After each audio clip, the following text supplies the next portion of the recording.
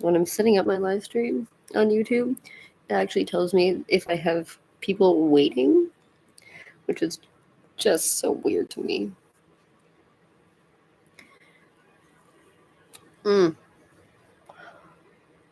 I've been sitting for too long. I'm not trying not to cry my makeup off. Every time I cry, it's like $20. At least it's not like super sad crying. It's actually like somewhat happy crying. I'm not happy that my grandpa died, obviously.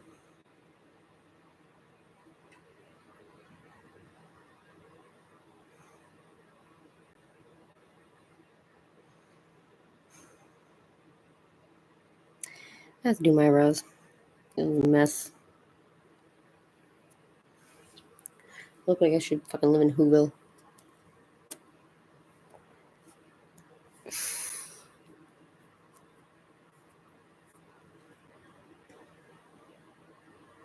What do those what the greasers do? They lick their fingers and they do their eyebrows.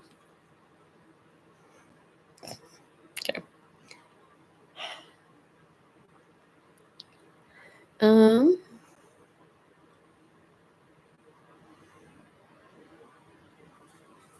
mm,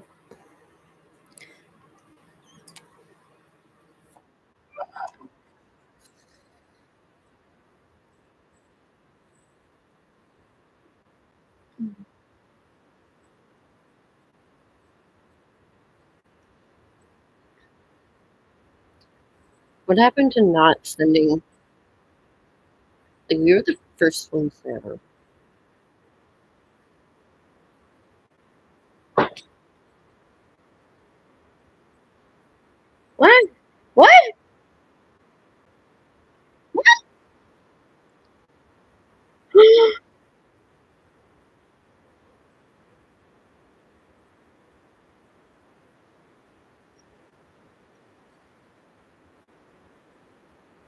No.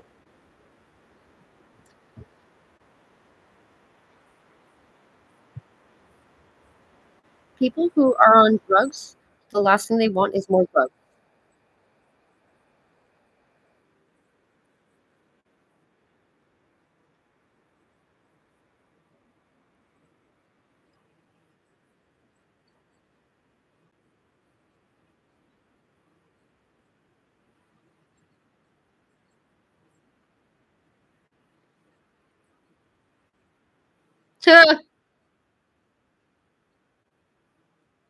Didn't we just send him like $30 million?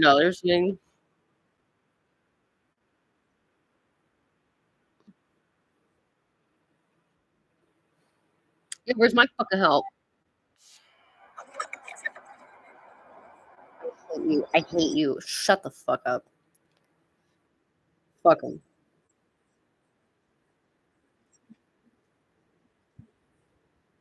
Tell doesn't look like much worse than ours. Mm-hmm.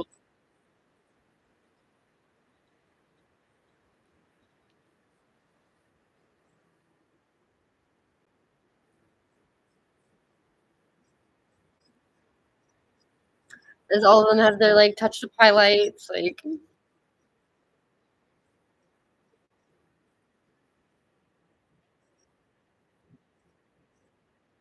have no idea who she is. Margaret Evans.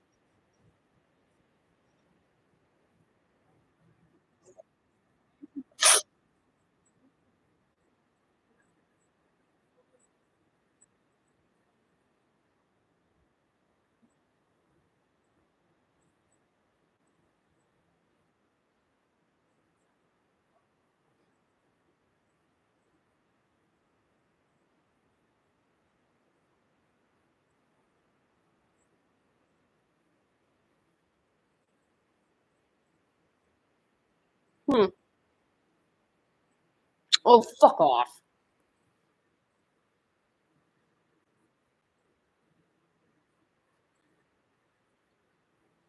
On time. Mm.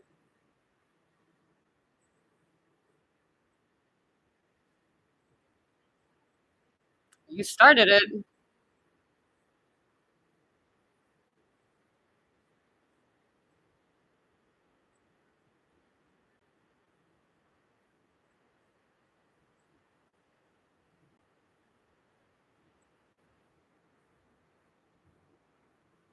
No, it's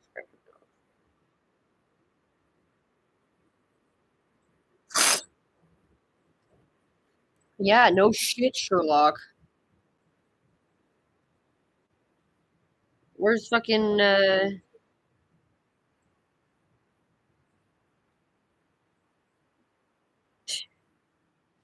where's fucking the guy from the UK? I don't see him anymore.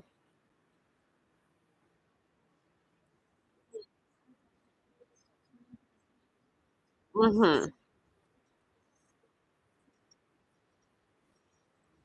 Yeah.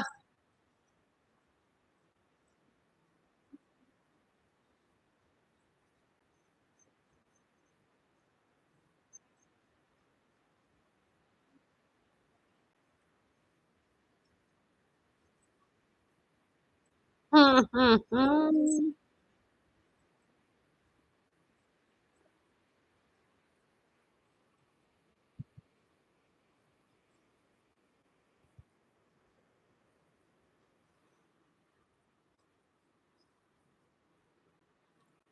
The amount of time that they have to wrap up the Gaza thing.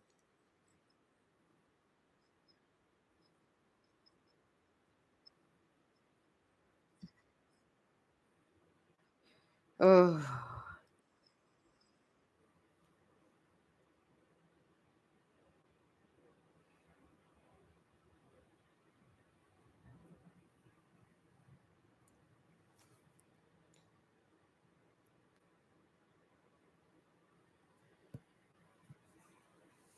Mm.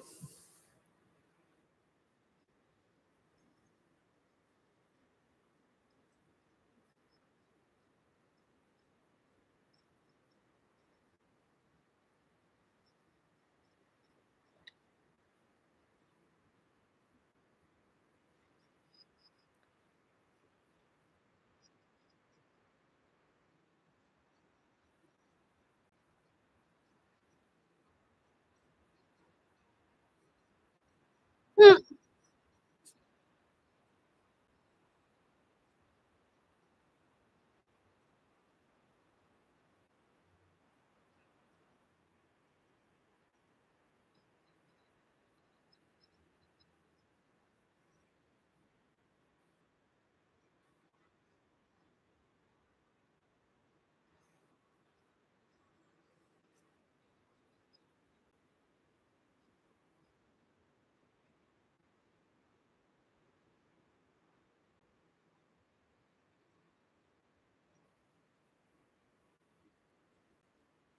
Oh my god, what happened to your face?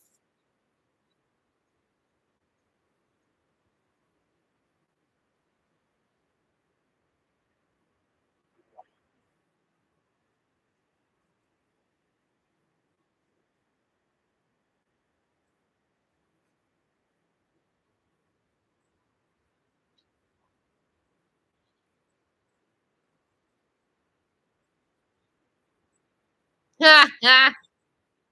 But you will.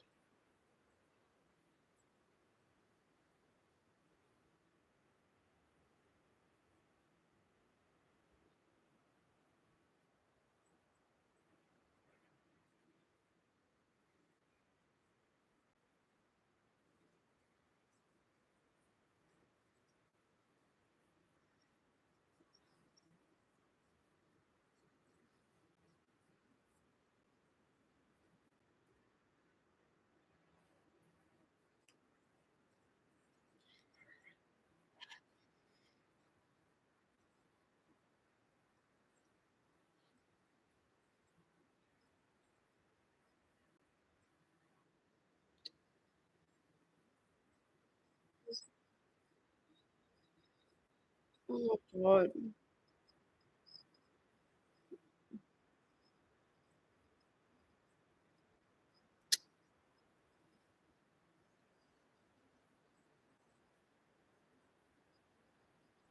Yeah.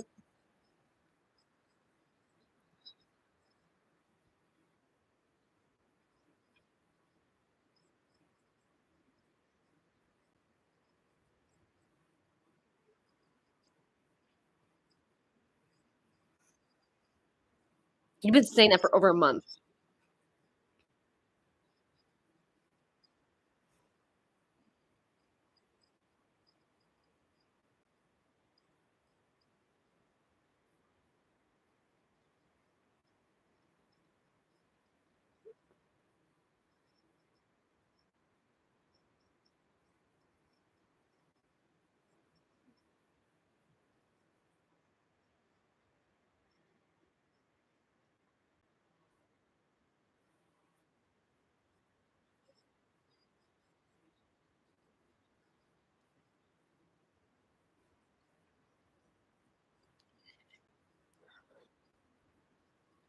So wrong. You're a fucking monster. You're a horrible, horrible person. I don't even know if that is a person. I don't think I would consider you a fucking human.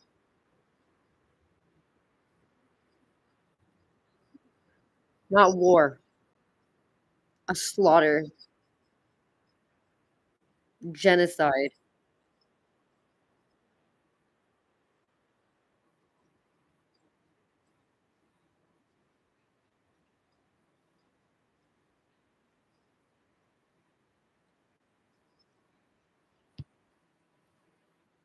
Why is it the person who came on? Fuck Katie Simpson, you fat cunt.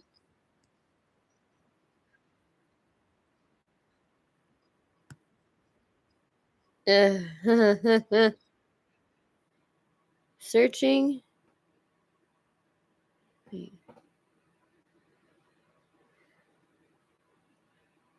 for place.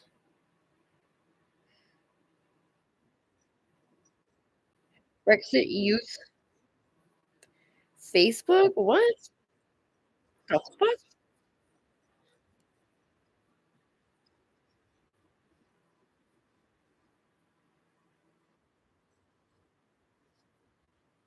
Wrap that up real quick.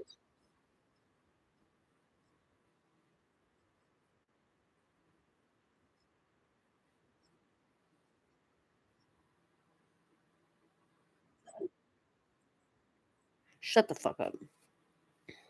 So take some pills, right?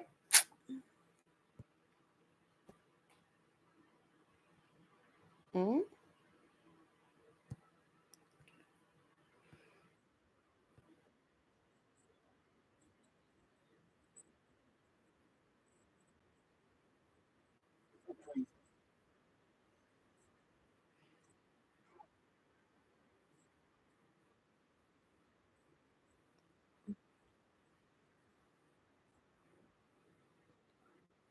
Yeah, well, yeah, a lot of people voted for Trump the first time as a joke, apparently. Haha.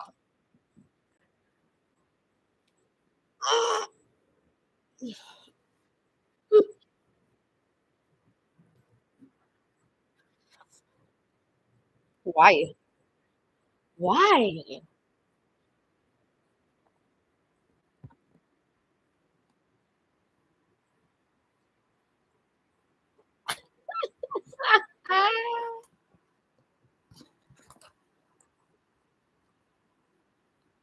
It seems like you are malnourished.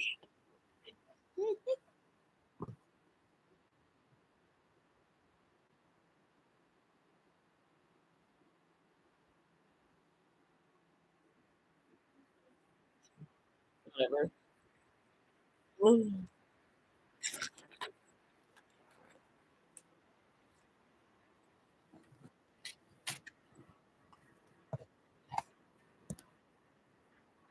What's we say? Who is that, Dr. Phil?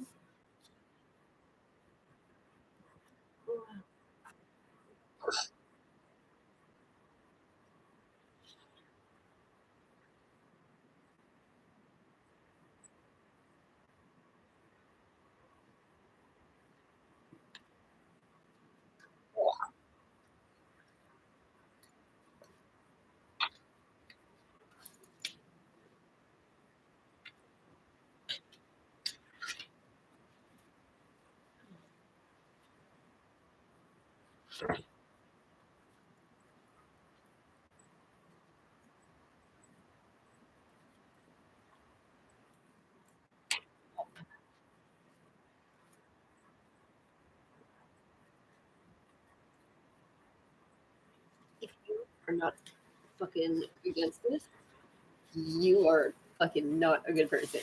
Almost any white babies being pulled out of fucking rebel. Just saying.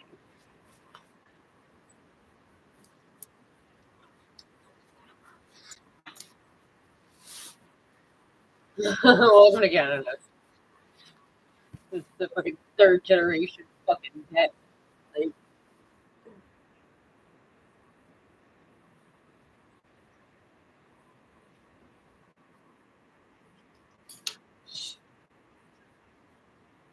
Excuse me, ma'am.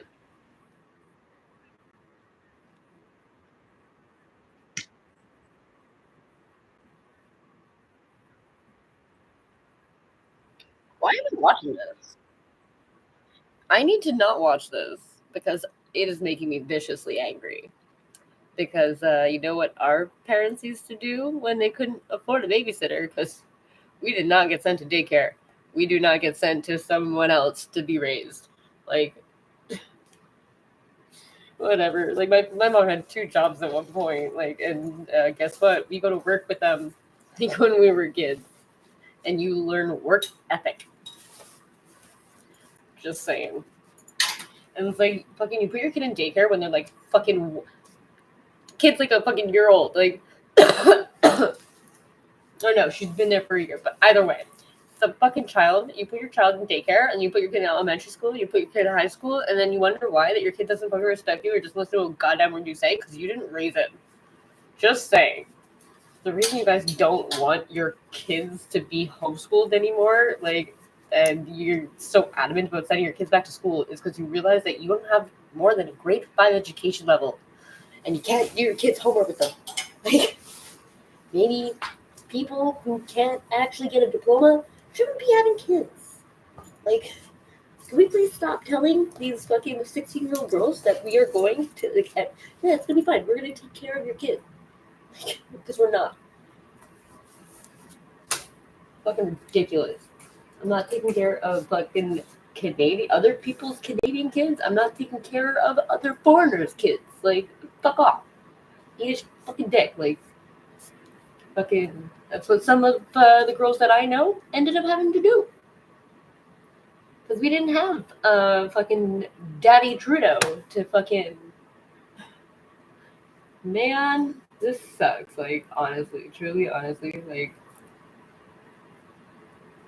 I asked so many people when I was working at the smoke shop, how was Trudeau's father? Best prime minister we ever had. Not one fucking person. Not one person fucking was honest. All these people knew too. Everyone for the past 60 years has fucking known.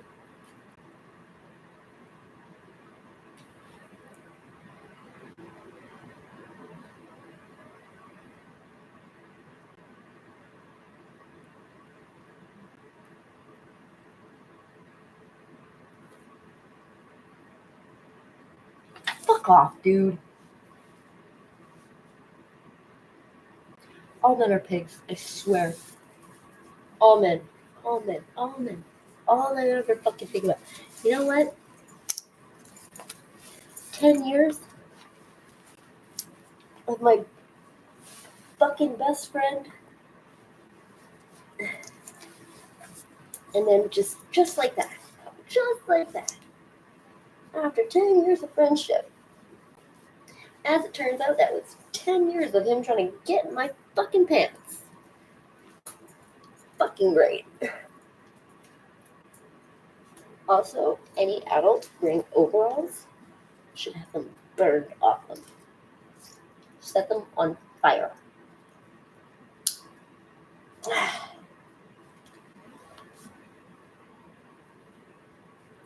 One,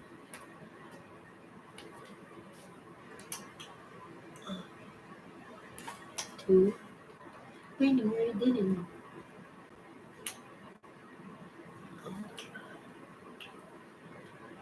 Oh my god. Oh. Ooh.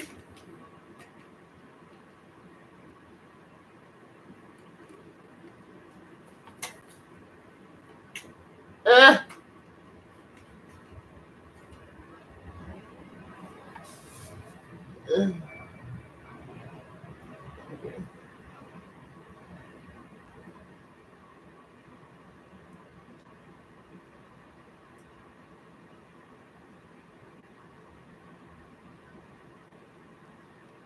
That's hilarious. After every guy just watched, it's fucking Emmanuel Macron. NATO confirms there are no plans to send troops to Ukraine.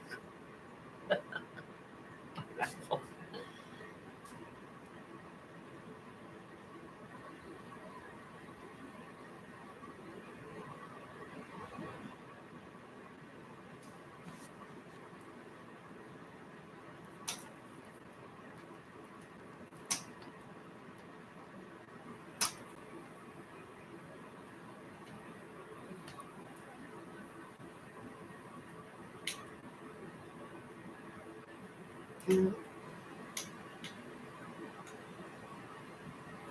He's a weasel, not a real leader. These are some of the things that Joe Rogan had to say in this clip that I'm about to show you in regards to Justin Trudeau.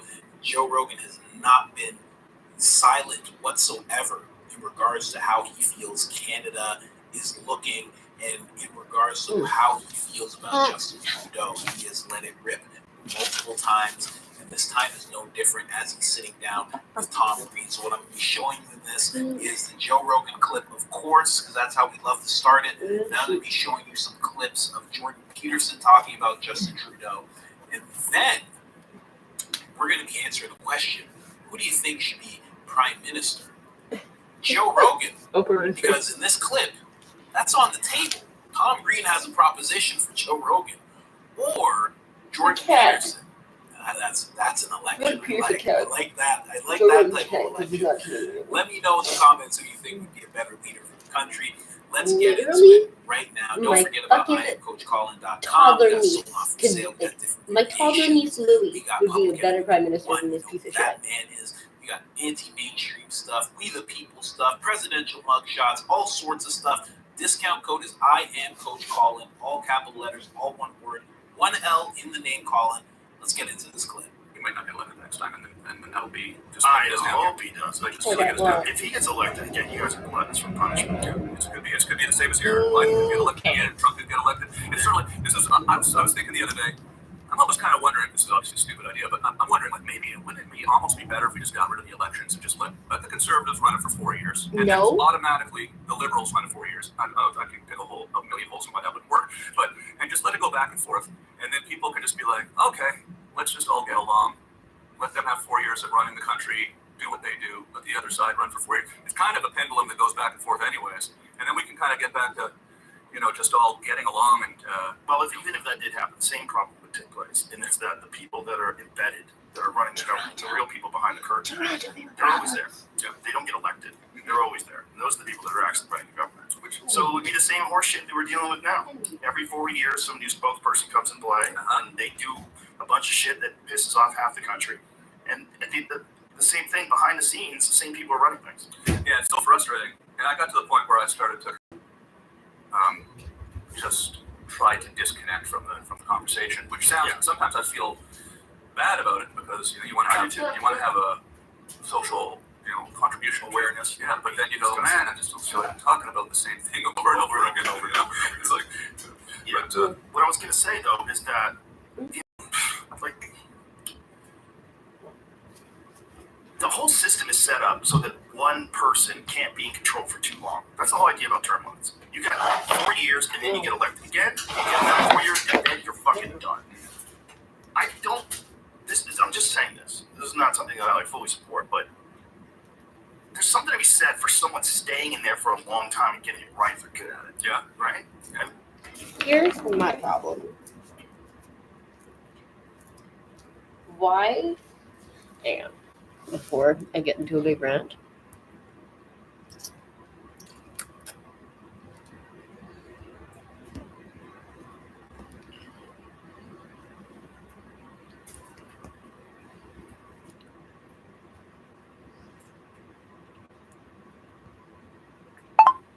Why is it a conflict of interest for me and my sister to work at the same coffee shop at the airport? But because Justin's last name is Trudeau, he is destined to be the prime minister. Every single politician we currently have has one of their immediate family members were politicians.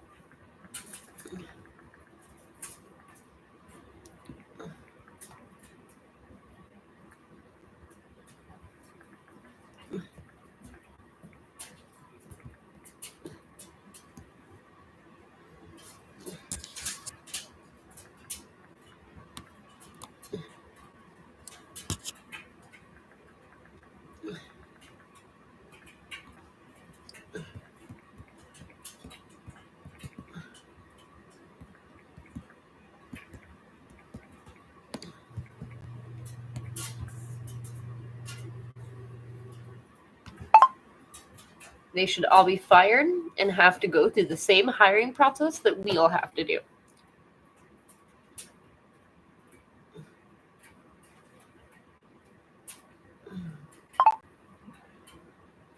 Mm. Mm, mm, mm. There's no Canada like French Canada. It's the best Canada in the world. Mm. Mm. Mm.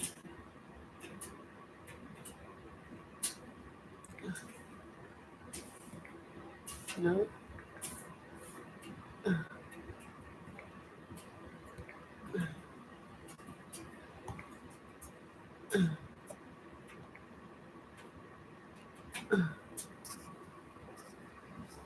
Why?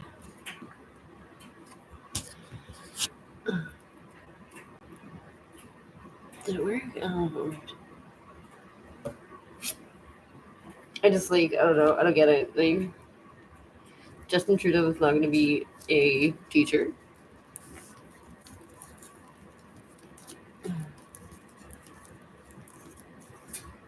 Oh, fuck.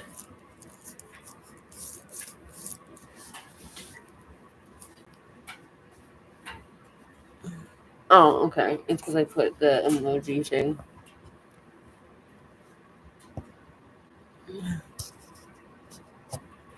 Okay.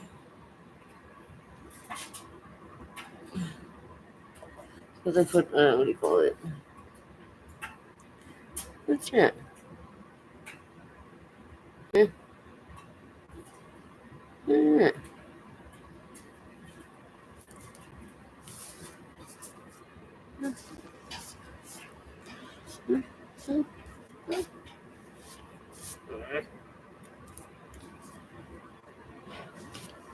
Oh, sweet. Fuck yeah.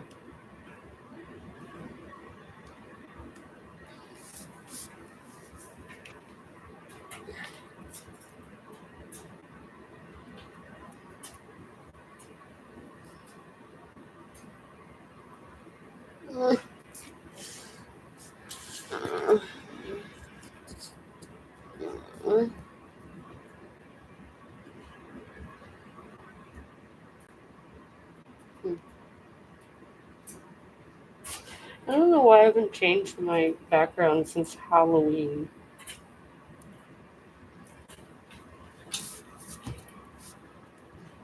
That's my background. Yeah.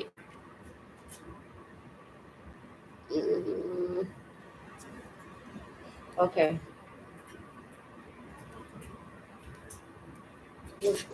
Here.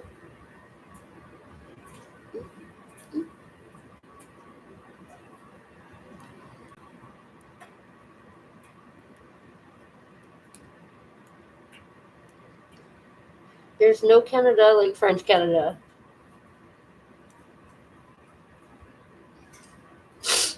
Mm.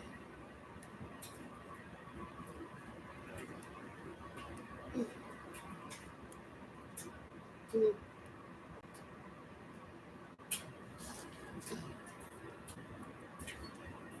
Mm.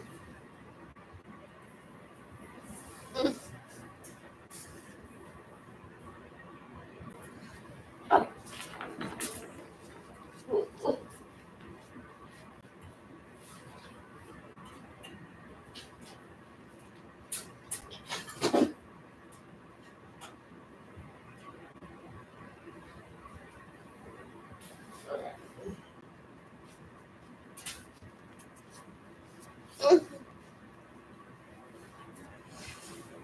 Oh, cool.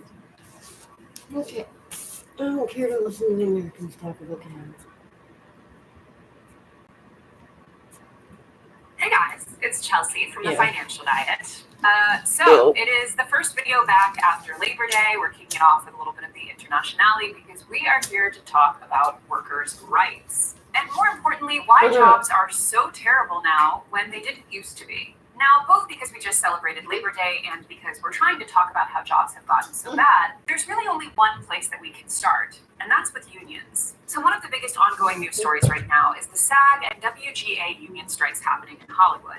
And even if you don't work in media like we do at TFD, chances are you've heard about the strikes at least a bit, especially now that they're affecting things like movie release dates. We've covered some of the WGA, or Writers Guild of America, strike in our AI video a few months ago, and since then, the Actors Union has joined them with a similar list of demands, such as a fair model for residuals in the age of streaming, pay increases, and regulating how AI can be used in union job contracts. Now, the strike is still ongoing, and it's hard to think of so many actors and writers just sort of waiting for an unknown period of being out of work, especially in an industry that's already so fickle. And as many smarter people than myself have debunked, the idea that writers and actors are already millionaires who don't even need the benefit of workers' rights is a complete misconception. The vast majority of people working in film and television are middle class at best. But this strike being in the news so much has really highlighted one thing for a lot of Americans. The idea of even being in a union in the first place, and that union being able to go on strike to negotiate for better labor protections and compensation,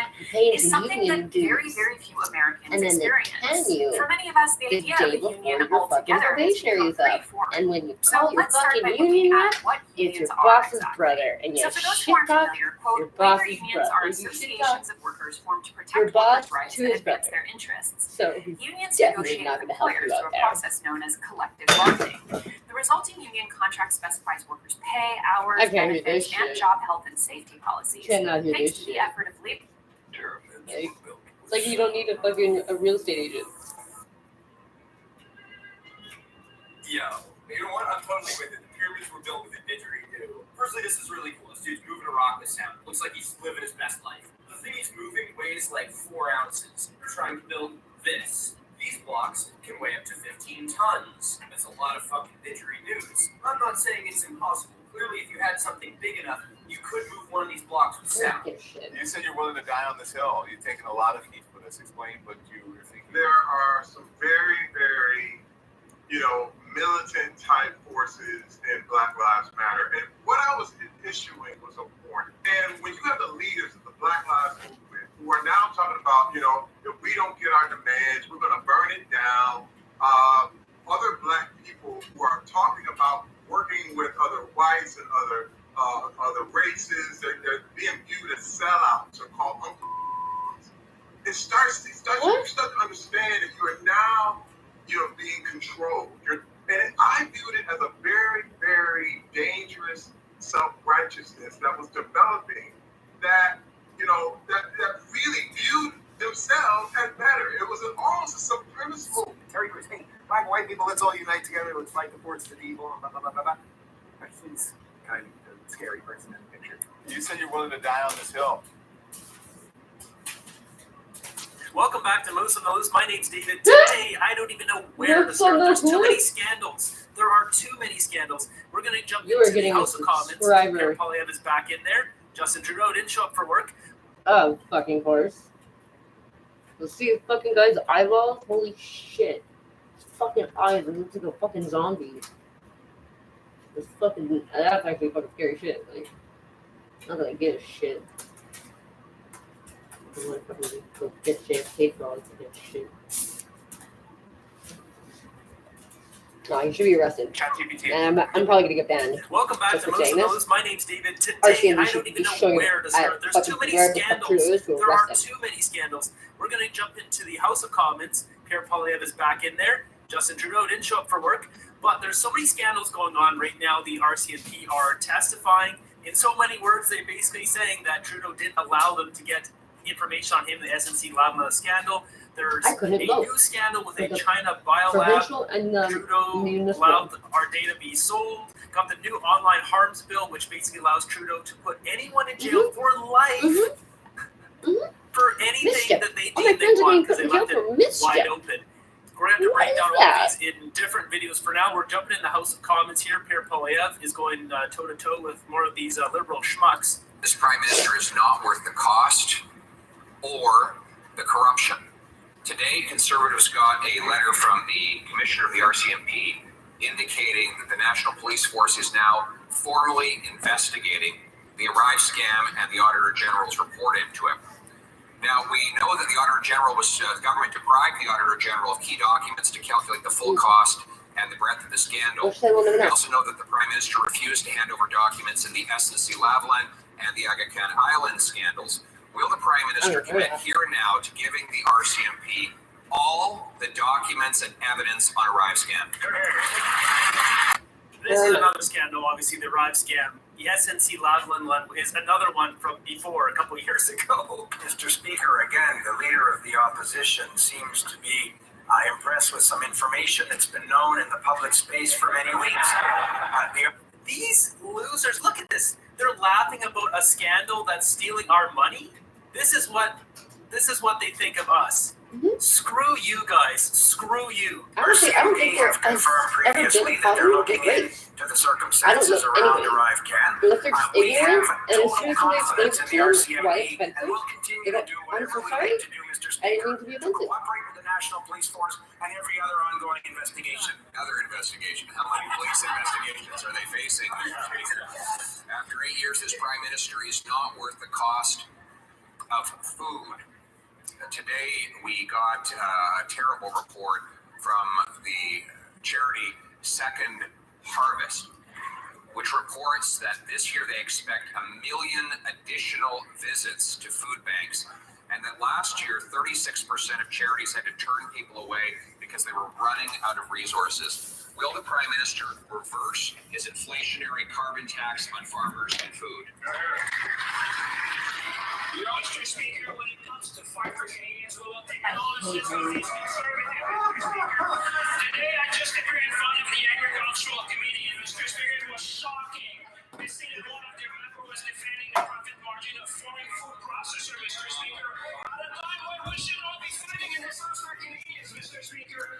If the leader of the opposition want to do something for Canadians, vote for C-59, increase competition in this country. More competition is more choice, better price for Canadians, and more innovation, Mr. Speaker. What do you owe money to? Will you understand?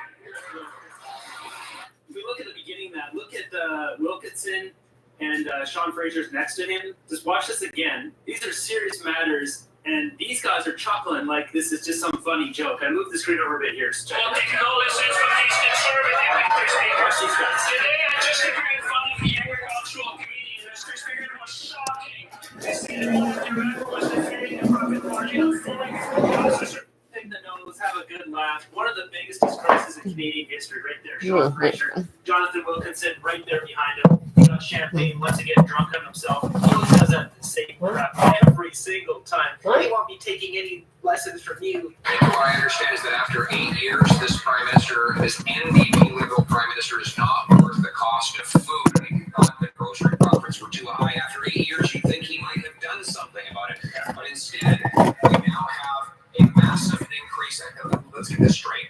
Second Harvest predicts there will be 1 million more visits to food banks this year than there was in last year's record-breaking year. In fact, many charities can no longer give people food because they've actually run out. In light of the failure of the carbon tax and the pain it is causing, will they axe the tax so that Canadians can afford to eat? One thing Canadians know, Mr. Speaker, is that the leader of opposition, the preferred verb is Mr. Speaker. We all knew he would be coming. When you're looking at the record on both sides, Mr. Speaker, let me tell you what we have done in the last few months to fight for Canadians, Mr. Speaker. We have launched the largest reform on competition in this nation history. We have made sure that we have a functioning Consumers Bureau fair, Mr. Speaker. We have made sure that we have now in this country more measures to fight for Canadians, Mr. Speaker. Every member of this house should be fighting for Canadians. The Conservatives will let conservative fight with us for Canadians. Speaker, after that answer just proves that after 8 years, this NDP Liberal Prime Minister is not worth the cost. It's not just that 1 million more people will visit food banks this year than in last year's record-smashing year. It's that now there's a large Facebook group of 8,000 people who call themselves the Dumpster Diving Network. So desperate are they that not only can they not afford groceries or find it at food banks, that they're literally jumping into garbage Okay, cans but to find here's the food. problem with the How food bank. desperate do Canadians have to get before Okay. See, the problem with the food bank thing is the fact that food banks used to be free. And at the end of the day at the grocery store, you used to be able to go like half an hour and everything would be half price. The food bank isn't even free anymore. You have to pay for it. When it comes to taxes, we raise taxes on the wealthiest 1% to cut them for the middle class. When it comes to seniors, we put more money in the pockets of low-income That's just going to the food bank right now. Not us. Not me. Not my people anymore. Do what's necessary to allow families to put food on the table, no matter how hard they oppose. Yeah, the members from just more absolute nonsense from Sean Between Fraser. Newcastle These problems go across Canada. Like in BC, which is an NDP government right now, this rule's been there for a while, but if you own a home and it's your primary residence, you get a discount off your property tax every year. And it's something like $600 or $800 or something. But if you rent, you don't get those same benefits. Like if you wanted to do something, you should be talking to like the NDP government over there and making that equal. I know they're going to bring in some rental tax or whatever that basically brings up some money, but even then it only comes up to maybe $350 to $400. It's like half as much as homeowners get for the rebate on their property tax. We need to make things like equal in Canada here on some level. Like, come on. To ensure more doctors and nurses are hired so everyone can get high quality and timely health care. Well, Mr. Speaker, coming out of a pandemic, coming out of some of the most difficult times that our planet has ever faced in terms of global health, we have stepped forward. I want to thank the member in the NDP for his work and for pointing out that the Conservatives will cut and cut deeply when they talk about what their plans are. They fail to mention to achieve them. They are going to need to cut billions and billions of health with devastating consequences. In contrast, we are investing in every province, in every territory in this country to make sure that we have the best health care system in the country. We will be relentless in that focus, and we will not let the Conservatives deter us. Yeah, we got the Minister of Death here trying to tell us how good our healthcare system is. The healthcare in Canada is the worst I've ever seen it in my lifetime. It is terrible. Like, you just pray you don't have to go and get any healthcare because forget about it. This is real rich too, coming from the guy who wanted to bring in the medical assistance and dying maid program to just get rid of the Canadians who are depressed. They probably won't vote Liberal anyways, right? That's what we'll do. It'll help our numbers. Screw you too, Mark Holland. He's going to make everything more expensive on April 1st with another carbon tax hike, and the effects on Canadians are devastating. A new report from GoFundMe says that Canadians started 200,000 online charity drives to help raise money just to cover day-to-day expenses. Instead of forcing Canadians to ask for help from online crowdsourcing campaigns, why does the Prime Minister do the obvious thing? Cancel his carbon tax hike and stop making things more expensive. Mr. Speaker, last year was the hottest year on record. Here we go. Planet. And leader of this party continue to deny climate change. Meanwhile, with our carbon rebate, we are putting money back into the pockets of Canadian families. We're going to vote against $1,200 for Ontario families, $1,800 for Alberta families, $1,200 for Manitoba families. That doesn't sound like common sense to me, Mr. Does she think we're stupid? Give me a break. We're not dumb, lady. We're all doing the math. We're all doing it in different provinces, different situations. It's at least $4,000, up to $9,000 a year. Never will these liberals acknowledge the fact that China is the one with 30% of the effective carbon on the planet. Canada with 1.5%. Once again, I've said it a million times, does nothing. It literally does nothing. Should we less impact? Sure. But not at the cost of 40 million people suffering. This is a hard no. Meanwhile, these bumbling buffoons jet set around the world in their private jets. They tell us that we need to cut out everything and no more roads, no more driving to snowshoe. Yeah, but they weren't doing the roads. Tax the tax and leave the money in Canadians' pockets in the first place. Yeah. Canadians by the show game. They know the rebate doesn't cover the costs increase of the carbon tax as manufacturers and producers raise the prices, pay their share of the carbon tax, and all that gets passed on to consumers. But sites like GoFundMe used to be used to help children who lost their parents tragically, and now Canadians are turning to crowdsourcing to help pay their food bills. Officials say that 56,000 campaigns were started just to pay for the cost of food alone. Why doesn't the Prime Minister just axe the tax so prices can come down? That's unbelievable. 56,000 campaigns across Canada to pay for food. Like, what point do we have, as citizens, have to not going to go and take fucking back, idiots. without saying, you guys know what I mean? What point does a large group of Canadians decide that we're going to change how the system works? We should switch it to like Switzerland. They've got, I think, 6 leaders that get elected, so there's not one person in power, and those 6 people have to vote. And I don't know if it's a 50-50 thing, but you need at least like 4 votes to have something pass.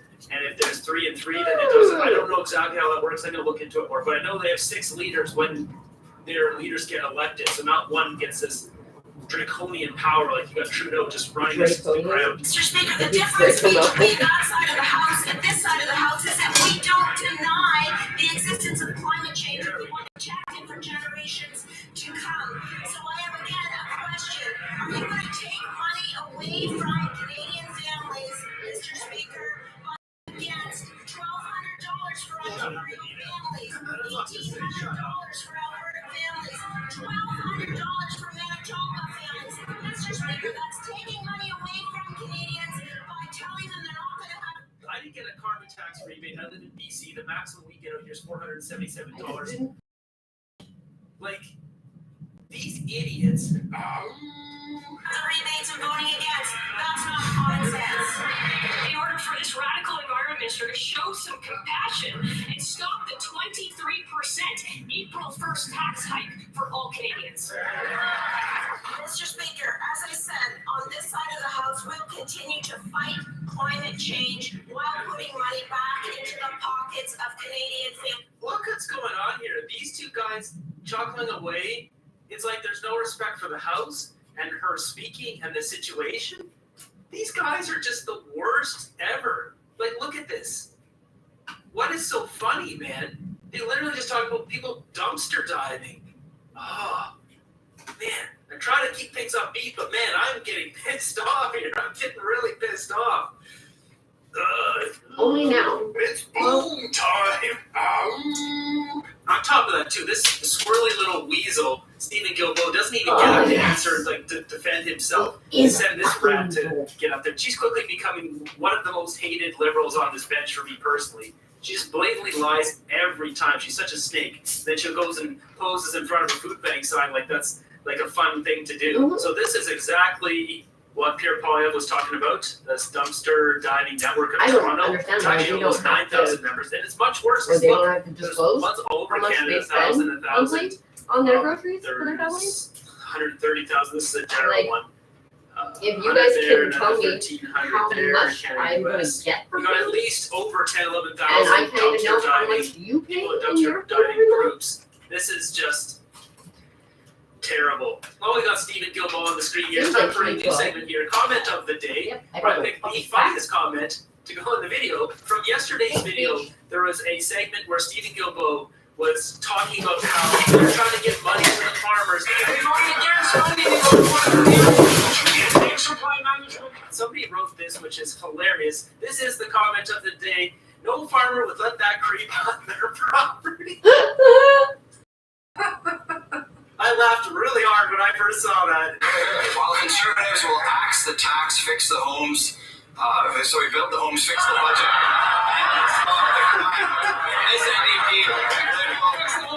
Why are they appalled by that?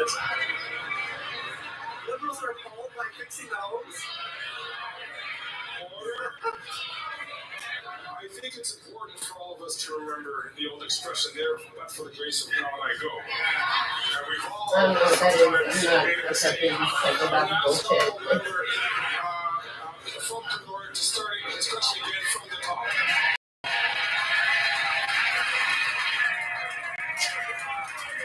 While Conservatives will axe the tax, build the homes, fix the budget, and stop the crime.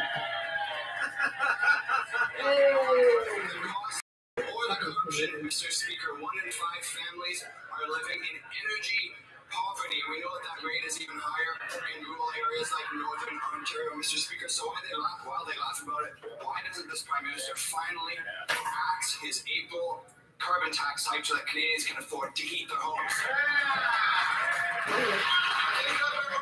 It needs to be unplugged from the wall and plugged back in, Mr. Speaker. Here's what I hope I hope you'll get up from this place, walk down to the leader of the opposition and say, pass the fall economic statement, help Canadians, pass child care, help the moms and dads out there. This is kind of real. Did he not forget what Trudeau just said in Poland? We know that Russia must win this war. Looks like Trudeau needs to be unplugged and not plugged back in. Thank you very much. The plan simply isn't working. The carbon tax isn't an environmental plan because emissions are on the rise. More Canadians are paying more in tax than they're getting back. Well, conservatives still debate whether or not And not that Russia. this guy real. Did he not forget what Trudeau just said in Poland? We know that Russia must win this war. Looks like Trudeau needs to be unplugged and not plugged back in. Thank you very much. The plan simply isn't working. The carbon tax isn't an environmental plan because emissions are on the rise. More Canadians are paying more in the tax than they're getting back. Well, conservatives still debate whether or not climate change is real. While some of those members said that climate change is actually created by body heat from humans, others say that carbon dioxide is good for the planet, Mr. Speaker. 200,000 farmers in the last decade. 200,000 farmers in the last decade say they've experienced the impacts of climate change, making food costs going up. There's no link between carbon pricing and food price, but there is a link between climate change impacts and food prices. What's the conservative response? More climate change, Mr. Speaker. There's no price. There's no link between carbon price and food price. Give me a break, man. What are these guys sniffing? A bunch of flower sniffers. There's no logic whatsoever. It's a sad state of affairs when we got an extra million people that are projected to need food banks, dumpster diving groups. There's a guy on TikTok who does dumpster diving as like a business, and he finds all sorts of stuff. It's amazing it's like brand new products. He finds a lot of food stuff too. He sets up a warehouse and then sells everything because there's so many things that are thrown away. There should be laws against this stuff. I don't know what it's like in Canada. If you know about this in Canada at all, ordering the Amazon packages every day. Fucking go ahead. I got something funny here to show you. There's a girl that's drunk in McDonald's. She claims to be Ella Grace Trudeau, Justin Trudeau's daughter, and Ellen Grace. See this? All my hair is real. That's impressive. Yes, my dad's just What's your name? all of your money. Oh, you're the liberal party. Guys, my dad is Justin Trudeau. He's trying to take your money to take to Jamaica. He's trying to take Hopefully to stay positive through these multiple scandals. At some point, one of these has to crack open, and Trudeau's got to go to jail, or something. We got to start at least seeing someone in the Liberal Party going to jail. Yeah. You can't have, I don't know what we're at now, 15, 16, 18 scandals, and no one's going to jail. Really? Somebody's going to jail. So I want to thank all of you for watching today. The video here, I greatly appreciate it. Be sure to subscribe, turn on bell notifications so you get notified of my videos when they come out. Stay warm, stay fed. I'll see you guys in the next one.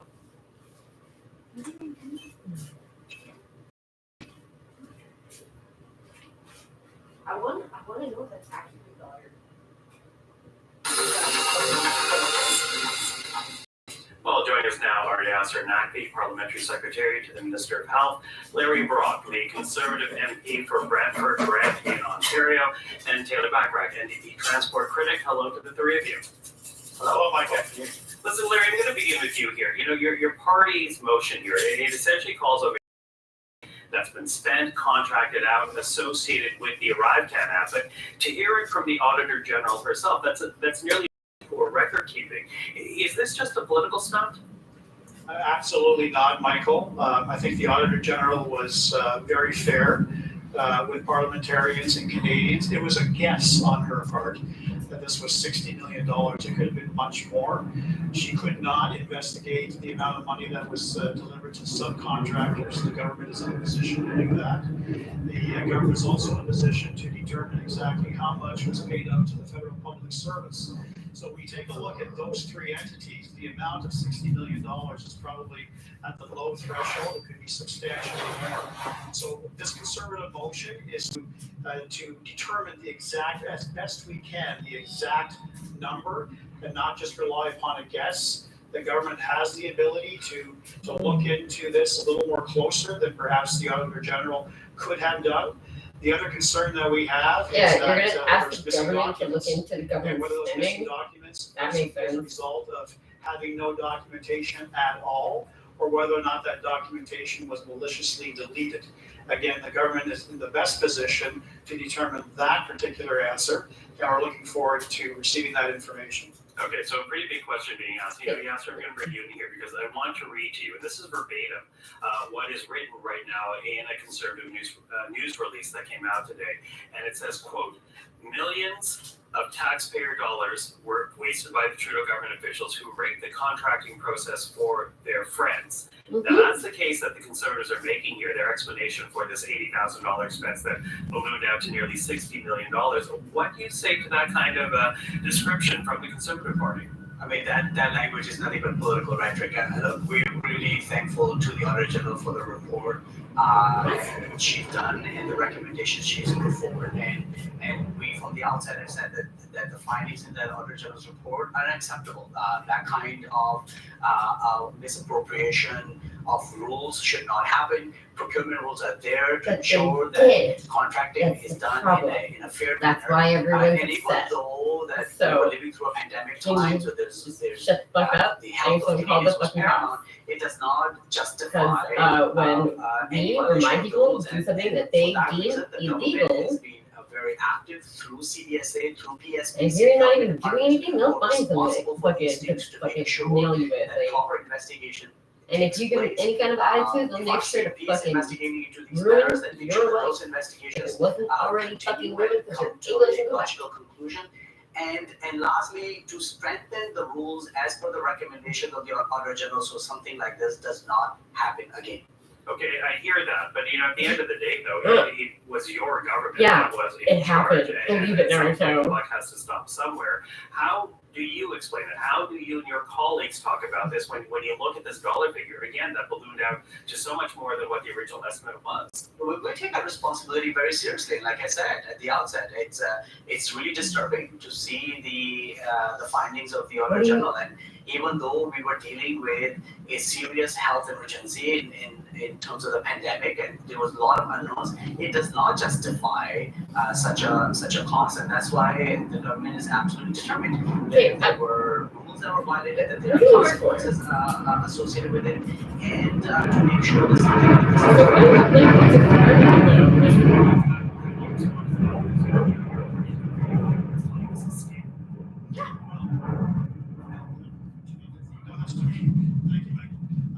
It is a scandal at the highest level. One thing we're not talking about, in fact, this was just part of my speech in the House literally 10-15 minutes ago, is where was the ministerial oversight for the last 3 years to allow this scandal to creep up to 60 million plus? Where was the Minister of Health? Why wasn't the Minister of Health overseeing this? Why wasn't the ministers, all the ministers, public safety, Minister of Health, Minister of Human, why weren't they asking questions? Why were they not trying to keep a tab on these runaway costs? So at the end of the day, ministerial responsibility is not being discussed, and it should. The government is talking about the public service, that if there were some bad actors, they're going to be held accountable. Oh, really? I think they have to hold themselves to a higher standard, because as you said, Christian Freeland also was the one who invited the Nazis to Parliament because her father was a Nazi. Well, absolutely, there needs to be accountability. Well, her grandfather was a Just laid Nazi. squarely on the government's desk. the fact that the ArriveCan app cost $60 million is entirely unacceptable. And if you read the Auditor General's report, it's deeply troubling the way that this was mismanaged. But there are two things going on here. First of all, there's the misconduct around the procurement process, and that needs to be fully investigated. But the other thing is that ArriveCan is only the tip of the iceberg. What the real big issue is here is the ballooning of contracts to government insiders, which has happened both under conservative and liberal governments. We've seen this outsourcing of public service work just skyrocket over the past number of years. Before the pandemic, $119 million was spent on the big six consulting firms. Last year, over $470 million. So this is absolutely out of control. It started with the Harper government gutting the capacity of the public service to do the basic work of government, and this liberal government has seen that outsourcing to their corporate friends just increase beyond what anyone could have possibly imagined. That's the big challenge here, and we want to get to the bottom of that, despite other parties not being willing to look at what those numbers actually are and how it got so bad.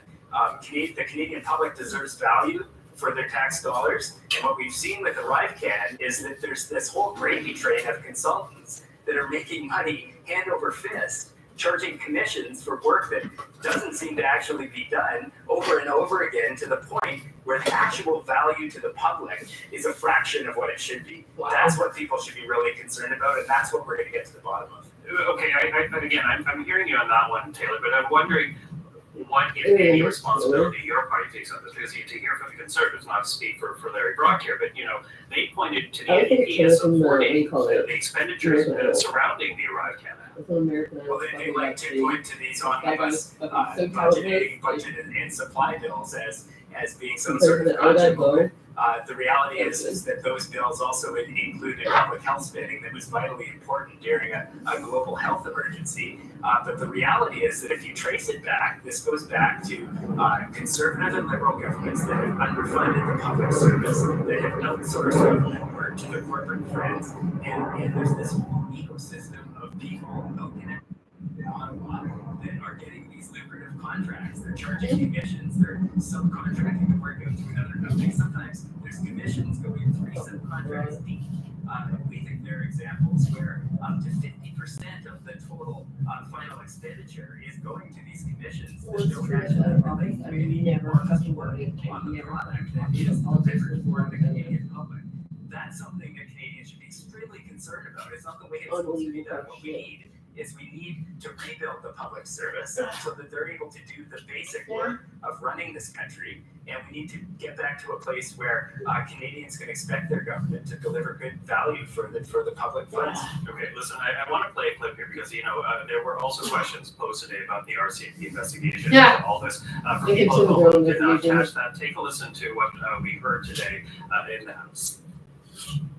Today, Conservatives got a letter from the Commissioner of the RCMP indicating that the National Police Force is now formally investigating the Arrive scam and the Auditor General's reporting to him. Now, we know that the Auditor General the government deprived the Auditor General of key documents to calculate the full cost and the breadth of the scandal. We also know that the Prime Minister refused to hand over documents in the SNC-Lavalin and the Aga Khan Island scandals. Will the Prime Minister commit here and now to giving the RCMP all the documents and evidence on Arrive scam? Okay, Larry, I'll get you to pick up there. Are you really concerned here? There is an RCMP investigation that was actually confirmed by the Commissioner today in committee. Are you really concerned that the PMO or the government will not cooperate with this investigation? 100%, Michael. As my leader had indicated in the clip that you just played, the Prime Minister hid behind cabinet confidentiality with respect to the Aga Khan vindication. And we had the RCMP Commissioner today to talk about the SNC-Lavalin. The SNC-Lavalin investigation, clearly for about 4.5 years, came to an abrupt halt when the Prime Minister refused to expand or broaden the release of documents and or hid behind cabinet confidentiality.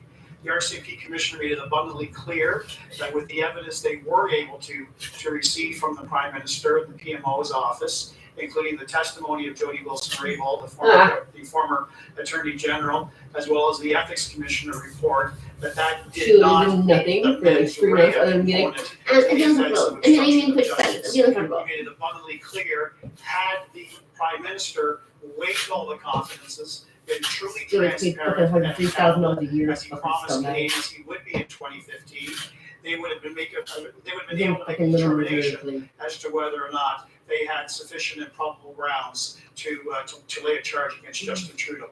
Taylor, what are your concerns? Do you have any on this one?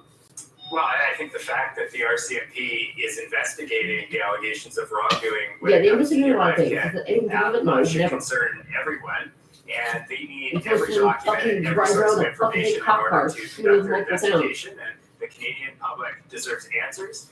And if there is misconduct and wrongdoing that's taken place, the people involved need to be held fully accountable. So we support that process, absolutely.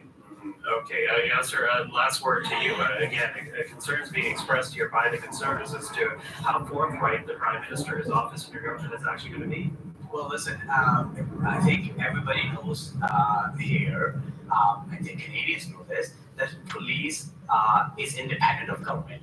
They do the investigation independently of the government. In the end of the day, the Prime Minister does not direct the RCMP, nor he directs any police investigation that takes place.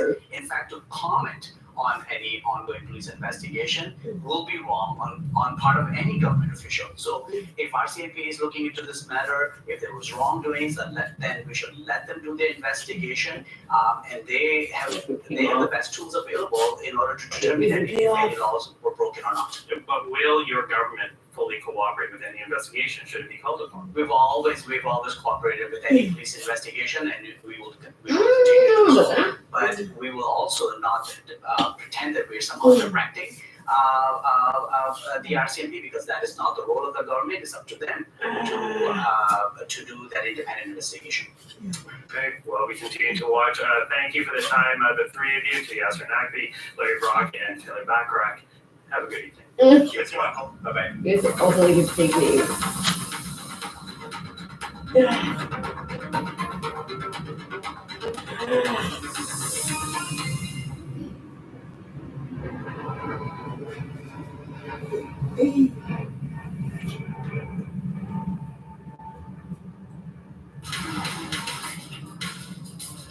Alberta is one of the most stunningly beautiful parts of this country, but often when it's in the news, especially in Eastern Canada, it gets a certain portrayal that isn't exactly favorable. Backwater, Alberta, uncultured Alberta, and yet, if you've actually visited the place, you know none of those things are true. It's a wonderfully vibrant economy. It's a wonderfully vibrant culture in big cities like Calgary and Edmonton, or smaller centers, Beaver River, Red Deer, what have you. Wanted to take some time and speak with Alberta Premier. Interest rates, or is this just a lie and betrayal from the government? Let's get into this without further ado. So right now we're going to go over to Yahoo Finance, a big positive shift, what economists are saying about the inflation numbers, but we're going to get into the data and everything in this video. Stay tuned. We're also going to go over slumlords in Canada, which is something that's happening, unfortunately. So anyway, let's see what the mainstream media and the mainstream economists are saying. So after the inflation print last week, they are saying the Bank of Canada will be pleased with January's inflation report, and not just because the headline rate slowed more than expected, said Olivia Cross. The Bank of Canada's preferred measures, CPI trim and CPI median, both slowed to 3.4% and 3.3% respectively, from 3.7% and 3.5%. So I'm going to bring this up on a chart so you can see what's happening there. You can literally see how inflation has obviously declined, but what you can't see here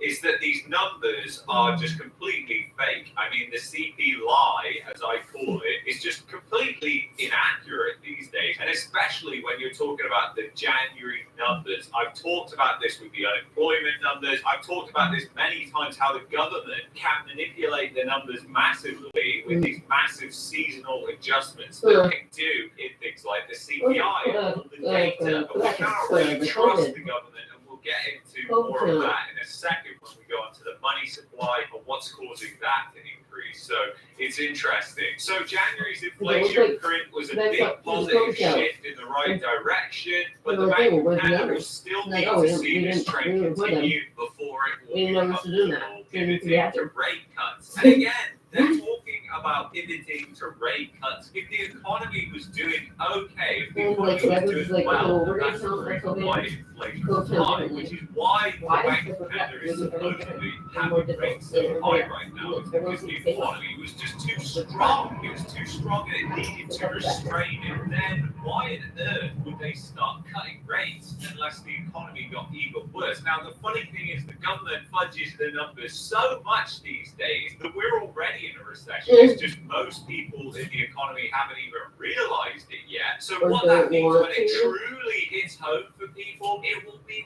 way, way too late. And this is the thing with the cycles we're now in. The data is so manipulated that actually the government is misinformed, the Bank of Canada is misinformed, and none of these people, they don't know what's going on. They don't live in the real world. Do you think they go to the grocery store, buy groceries? Do you think you're going to see Tiff McClem at the grocery store buying groceries? No, of course not. So he sits there and he believes these numbers that he's fed off the government, and really he doesn't have any choice in that respect. So anyway, when you look at the money supply, we had some decline in the money supply over 2023. I was posting videos about this, and then the money supply has increased drastically. So we're going to go into the different sectors of the money supply now and break it down. Now, a lot of people miss a couple of things with the money supply, especially with the kind of polarizing politics that we have from the Conservatives right now, where they just want to blame everything squarely on the government. And I can see how polarizing that might be, because the government really is to blame for a lot of different things that are happening. But when it comes to the money supply, well,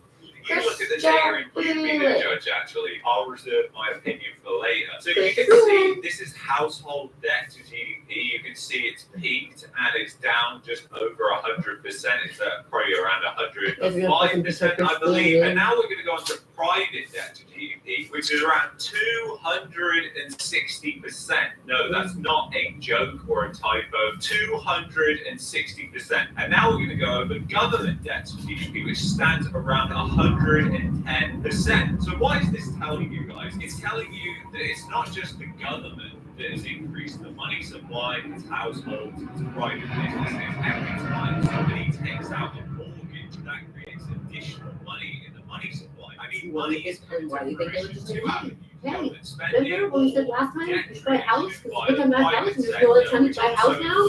People getting And people buy mortgages houses. and everything like that. So And people people don't like, often I gotta get realize this, I gotta that, run. because a lot of that can actually be destroyed. And the same thing happened in the United States. In fact, if you look at the United States, you can see it as well. What happened was, back in 2008, the private debt to GDP, for instance, it also peaked. You had household debt to GDP that also peaked. I've been through this many times. And that was the first sign and signal that you were in the beginning stages of the deleveraging crisis, was this happening right here, this massive peak. And you're beginning to see it notch up ever so slightly, but that's actually more to do with the slowing economy. And it's crazy, because when you look at credit market debt to disposable income over 108%, I mean, you don't have to be a rocket scientist to work all this stuff out, guys. If there's more money that has been lent out, that there is money in the entire economy to pay those loans back, then you have essentially a pyramid scheme, a debt pyramid scheme. It's essentially a bubble. I mean, all bubbles have to have a massive component of leverage to them. And it's just in Canada, it's not just the government, it's the households, it's the private businesses as well. And that's what I want to kind of tell you, because I know it's polarizing right now. You've got politicians that are up and coming, probably going to be elected. So they want to blame everything on the prior government, even if that's not even accurate. And don't get me wrong, I hate Trudeau. I hate the prior government. I'm not thinking up for Trudeau here. I'm just simply saying that just saying it's government debt, the reason that caused inflation, is completely wrong. I mean, think about this, guys. Somebody gets a mortgage. More and more people get mortgages, which drives up housing prices. And then you can then borrow from your home equity. So that's even more money. And you can literally borrow that as cash. There are credit credit cards out there, crying out loud, like from Home Trust, where literally it's based off your home equity. So you can go and spend that into the economy, which creates inflation because you haven't created anything by doing that. So the banking system has allowed people to get more and more leveraged. And this is what nobody in government is telling you. I don't care if they're liberal, NDP, or conservative. I don't hear anybody saying we need to regulate lending more at the banks because this is what causes a lot of inflation. I mean, think about where the inflation came. It came massive government spending, but it also came after a massive build of household wealth and mortgage issuance, which creates higher velocity because people can spend more from their home equity. There's also the wealth effect that compounds that issue. So that all attributes to causing the CPI or the CPI to increase like we had and keep inflation higher than any of us wanted. So it's really interesting to note. So now let's get on to the Consumer Price Index, the actual report, the government report, the line report. So the Consumer Price Index CPI rose 2.9% on a year-over-year basis in January, following a 3.4% gain in December. The largest contributor to headline deceleration was lower year-over-year gas prices for gasoline in January, down 4% compared with December. They were up 1.4%. Headline CPI slowed to 3.2% year-over-year, January down from 3.5% in December. Price growth for food purchased from stores slowed year-over-year in January, 3.4% compared with December, 4.7%. And just remember, guys, I said this time and time again, this is the CP lie. I don't believe these numbers. I mean, I go to the grocery store, and I see the prices. I'm not an idiot, but the government literally takes it as a bunch of fucking idiots. Like, they literally think we're too dumb to work out. The prices are probably up 20% year-over-year at the grocery stores. I mean, I know, for example, many of the things that we buy, the prices are up over 50%. It's just absolutely crazy. And it's on these numbers. The economists come out of the woodwork and they say, oh yeah, this is great. Rate cuts are coming, guys. Everybody just have a party about the rate cuts coming. But they're not talking about the fact that we are all being destroyed by these numbers being so fake. I mean, this is one of the biggest betrayals of our lifetime. It has happened all the way back since the 1990s, when central banks, funnily enough, were told to target inflation. And since they started targeting inflation, guess what? The numbers got more and more manipulated just so that they could meet their targets, or whatever sinister reason you think that the numbers are manipulated. I think there are some definitely evil components to this, like keeping the standard of living lower, which keeps life expectancy lower, keeping more people in debt, which then means, hey, you can control these people much easier, as we found out during the past 4 years, for example. It's very obvious to me. So, yeah, I'm not saying that these numbers are cool. I just want to show you what's going on with these numbers. So, gasoline prices declined year-over-year. Gasoline prices fell about 4% in January, following a 1.4% increase in December, largely due to base year effect, which essentially means because the year-over-year number last year was a lot higher, it brings it down this year because it's not going up as fast as it was last year. Prices are still increasing, guys. They're just not increasing at the same rapid rate. Consumers pay less for airfares. Prices for airfares declined in January 14.3% compared with December, 9.7% on a year-over-year basis. On a monthly basis, prices fell in January 23.7% compared with December, 31.1%. Airfares typically decline in January as holiday demand subsides. So obviously it's not offsetting what happened in December. We all know the quality of the service that we're getting at the airline in Canada is just absolutely atrocious. It's just dreadful. You do the wait and line at Starbucks. WestJet is one of the worst culprits for this, I believe. And Really? I see them flying it is what it is, quite frankly. And now I want to show you this about Alberta, because very, very interesting, guys. This is I live next to the airport. interesting. So Alberta was the only province with faster price growth, partly due to higher electricity prices in January, up 120% compared with December, 22.9%. As a result of a base year effect. The large monthly decline in January 2023, when many Albertan households received rebates on their electricity bills, subsidies, stimulus, essentially. I know a lot of people are thinking that there isn't stimulus going on. There's still stimulus going on. Wow. I'm sorry, but I just can't believe how Believe in stupid governments Naruto. are. And even me, like, I had high expectations. A couple of years onwards from when she got in as leader, nothing's really changed. She's just a new face for the same old party, unfortunately. And that's the problem that people don't understand. It can be very polarizing having these politicians that do all this talking. But just because you can talk, just because you can essentially pull on popular views and become a populist, does not mean you are a good politician, does not mean that you're going to do good by the people, and does not mean that you're going to have any Oh my good God, policies politicians at all. I lying? mean, it's just crazy. And unfortunately, Shocker. this is just becoming rife now, this kind of populist politics, which, you know, I always say the proof is in the doing, not what people say they will do. It's what they actually do and the results that they get. Especially that is true with politicians, guys, more than anybody else. So I want to show you this chart as well because it's hilarious.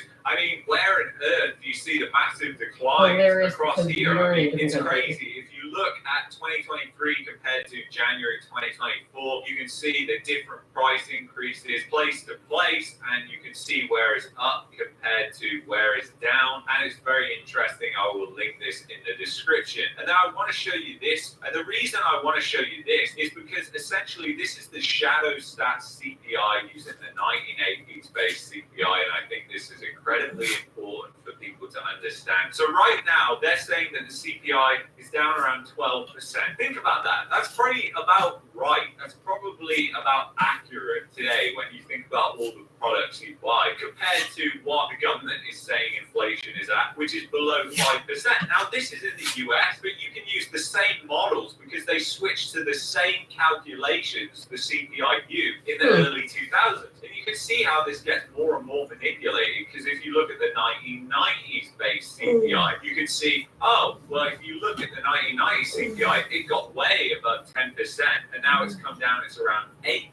But if you look at the CPI-U, again, it's around 4%. So, you know, you're being told constantly inflation is coming down, but it's just complete BS, guys. And now I want to show you this. You have to check this out. I will leave a link to this in the description. It's just disgusting, the type of that is going on in Canada right now when it comes to these slumlords and the kind of disgusting stuff that is going on. Need a girl on a sharing basis. And I mean, look at this. And it's sick what is going on in Canada, that this is being able to be allowed. It is just absolutely crazy. So, you know, this is actually happening, and you just can't believe it's happening in Canada.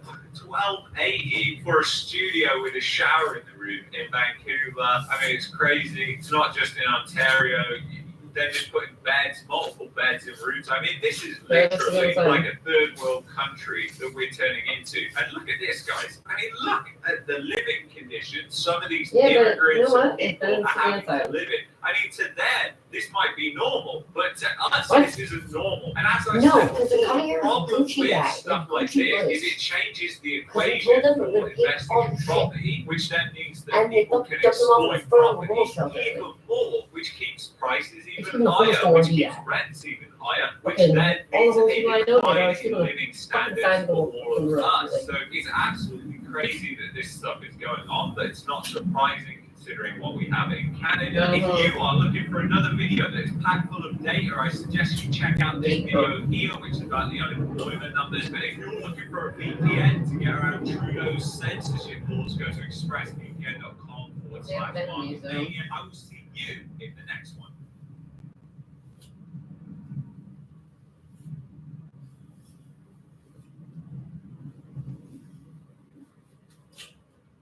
Speeches.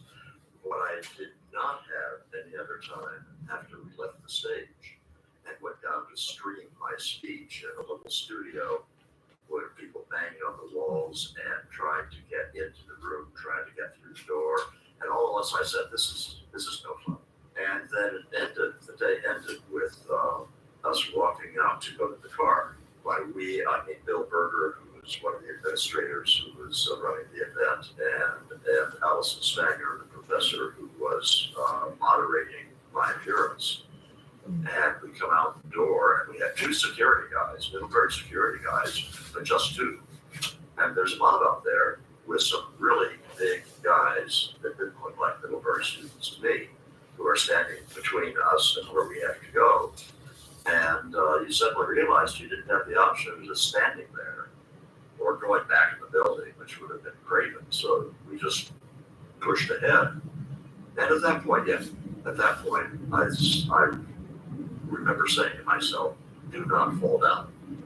Do not go to the ground, because It'll that's stomp don't like a really fucking bad head idea. down. What might have been? It'll stomp your head down. I had a feeling that group just might. Remember Allison Stangers holding on to my elbow, not to protect herself, she's protecting me. And she gets a concussion and straight tendons when somebody bangs into her from one direction and somebody grabbed onto her hair from another direction. So for her, it was no fun at all. And in fact, she couldn't teach for the rest of the term because of the concussion. They're that angry at you because you're perpetuating racism. These kids probably had never read a word of anything I'd ever written. Huh. So it was a ginned-up phenomenon that also hit a lot of other people on the right who tried to talk to colleges. My wife's theory, and I think she's right, is they want a way to get it trumped, and anybody on the right is sort of their way of expressing their anger at what's going on. So I'm not at all sure he was specifically focused on William Charles Murray. I think it's Charles Murray as portrayed by the Southern Poverty Law Center they were going after. The Southern Poverty Law Center calls you a white nationalist. Yeah, they call almost anybody a white nationalist who they don't like. That outfit is so sleazy. You say white men are intellectually, psychologically, and morally superior. I never said that. I've never said anything remotely like that. And once I had what I called editing my Southern Poverty Law Center material, and I went through and I copy edited all that with comments about, you really got to take out this because I never said it. Or in other cases, they have a quote, and I say, well, yeah, that quote I said, but here are the next 3 sentences you left out. Of course, nobody ever really reads that kind of thing. I put it on the AEI website. But the fact is that you have people at the Southern Poverty Law Center who are going to lie and pull out of context, and they would be laughable, except they get so much attention. And you think the kids read what the Southern Poverty Law Center writes? You know, I'd like to have a better grip on who it is that communicates all this stuff. But obviously, about a variety of people, and I'm one of them, the caption for me is, he believes blacks are genetically inferior to whites, the students. They don't feel any obligation to investigate this. They just take it as. Do you believe that blacks are intellectually inferior? I bridle at the word inferior. Look, what do I believe? In the same sense that I believe the Battle of Gettysburg occurred, it is that if you give mental tests to a representative sample of whites and a representative sample of blacks, then there will be about a 1 standard deviation difference, which amounts to about 15 IQ points between those scores. To then translate that into people being inferior and superior is idiotic. Are you really under the impression that someone who has an IQ that's 20 points lower than yours feels inferior to you? I know lots of people out near my home in rural Maryland who I'm sure of 2 things. One, they can do all sorts of things that are really important in my life that I can't do, such as fix the plumbing, get my electrical circuits working correctly. I'd be stuck if they were. I agree. And the second thing is, Know I'm your quite place. confident that they don't look at me and think that they are inferior to me in any way. I am somewhat different than them in my skill set and in my lifestyle. And they're things somewhat like different that. to me. So what? You don't think they look at you and say, oh, he's incompetent, these intellectuals can't do anything? Oh, of course they say that. Of course they're being accurate when they say that. That when they look at me and they roll their eyes when I'm so happy that they come out and fix something that if I were a competent male, I could have fixed myself. But they don't think of that as being anything more than a joke. Work. Suppose that they would have trouble doing advanced calculus. Somewhat, in terms of evaluating them as a human being. This all starts with your book, The Bell Curve. These are the bell curves, the distribution of IQ. And whites are, as you say, a standard deviation. But I'm told the tests are biased. Well, that falls in the category of this huge gap between what is known scientifically and what the elite conventional wisdom is. Because you're right, the elite conventional wisdom is that tests are biased. That has been studied to a fair degree. And I'm not talking about 6 studies say that they are biased, 10 studies say they aren't. I say I could point to 100 studies that were unable to find any evidence of bias versus virtually none that have any empirical reason for saying they're biased. You stand by it today. Blacks, on average, have a lower IQ. Blacks on average have a lower IQ than whites. East Asians on average have a higher IQ than whites. Ashkenazi Jews have higher IQs than Gentile whites. If you take a hierarchy of groups and their mean IQs, whites are not at the top. We are probably number 3 or number 4. The New York Times Magazine's response to this is to call you the most dangerous conservative. You said you were surprised how fierce the attacks were. Why are you surprised? Well, this just goes to show how out of touch I was when we were writing it. By the way, people who haven't read the Dollar should understand we're talking about chapter 13. So what went on in the 12 preceding chapters? The 12 preceding chapters were talking about the role of IQ in all sorts of outcomes in life, from income to education to child rearing and so forth. And we said at the beginning of all those chapters, so that we can sort of take the whole race issue out of the conversation, let's just look at a sample of non-Latino whites. And here's why IQ is important. Okay, so we got to chapter 13. I thought Dick Herrnstein, my co-author, and I did a beautiful job on that chapter. I thought we said to the reader, people run screaming from the room if you talk about black and white differences in IQ, and actually there's no reason to do that. You can look at all the facts squarely in the face, and this is not something that should cause people to sleep at night. It's not a big deal. Why is it not a big deal? Because you judge other people as individuals, not as members of groups in supposedly this society. That is the ideal. And if I'm not good at dieting. we sit down and Am I going to be a nutritionist? No.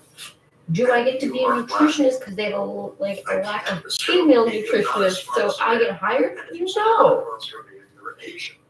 I can't assume that I'm not as smart as you are. I've got to talk to you and deal with you as an individual. And if you do that, group means in something like IQ are just as meaningless as group means in something like fast twitch muscles, which accounts for the fact that I don't think there's been a white winner of the 100-yard dash in the Olympics for a zillion years. Not quite literally that close.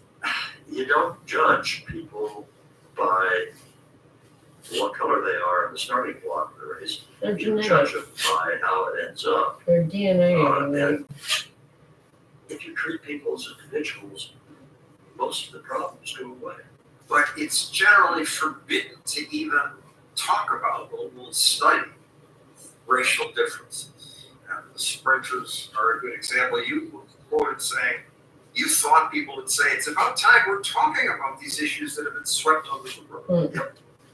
And I interviewed you for 2020 and thought, we ought to discuss these issues. Yeah, but why are you demonizing him and trying to catch him in? It's a lot worse than it is.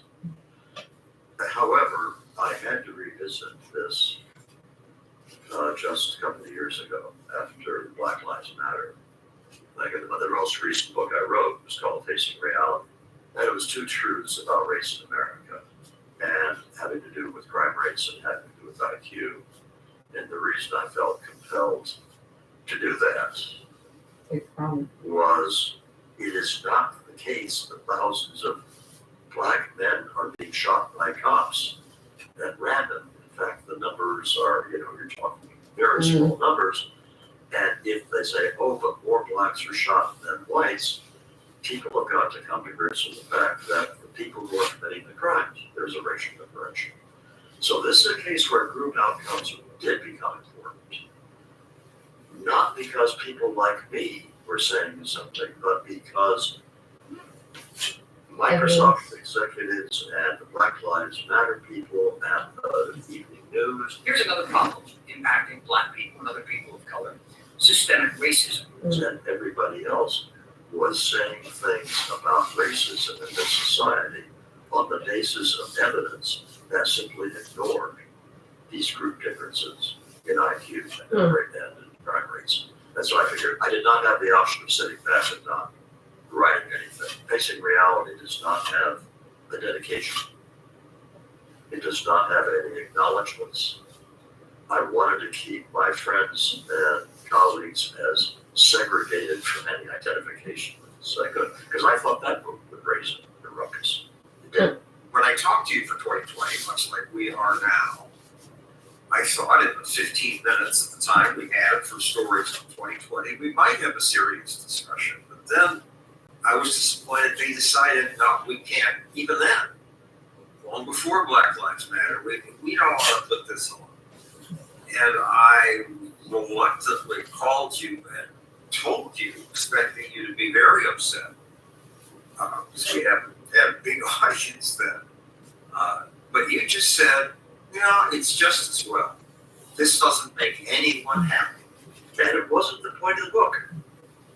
The point of the book of the bell curve was that IQ has become really important in explaining a variety of phenomena in this country. A theme I return to in Coming Apart 20-odd years later, because a lot of the polarization and the segregation and the elite attitudes toward things have been driven by the way that over the course of the 20th century, the whole social structure of the United States has been affected by the increasing importance of IQ in the economy.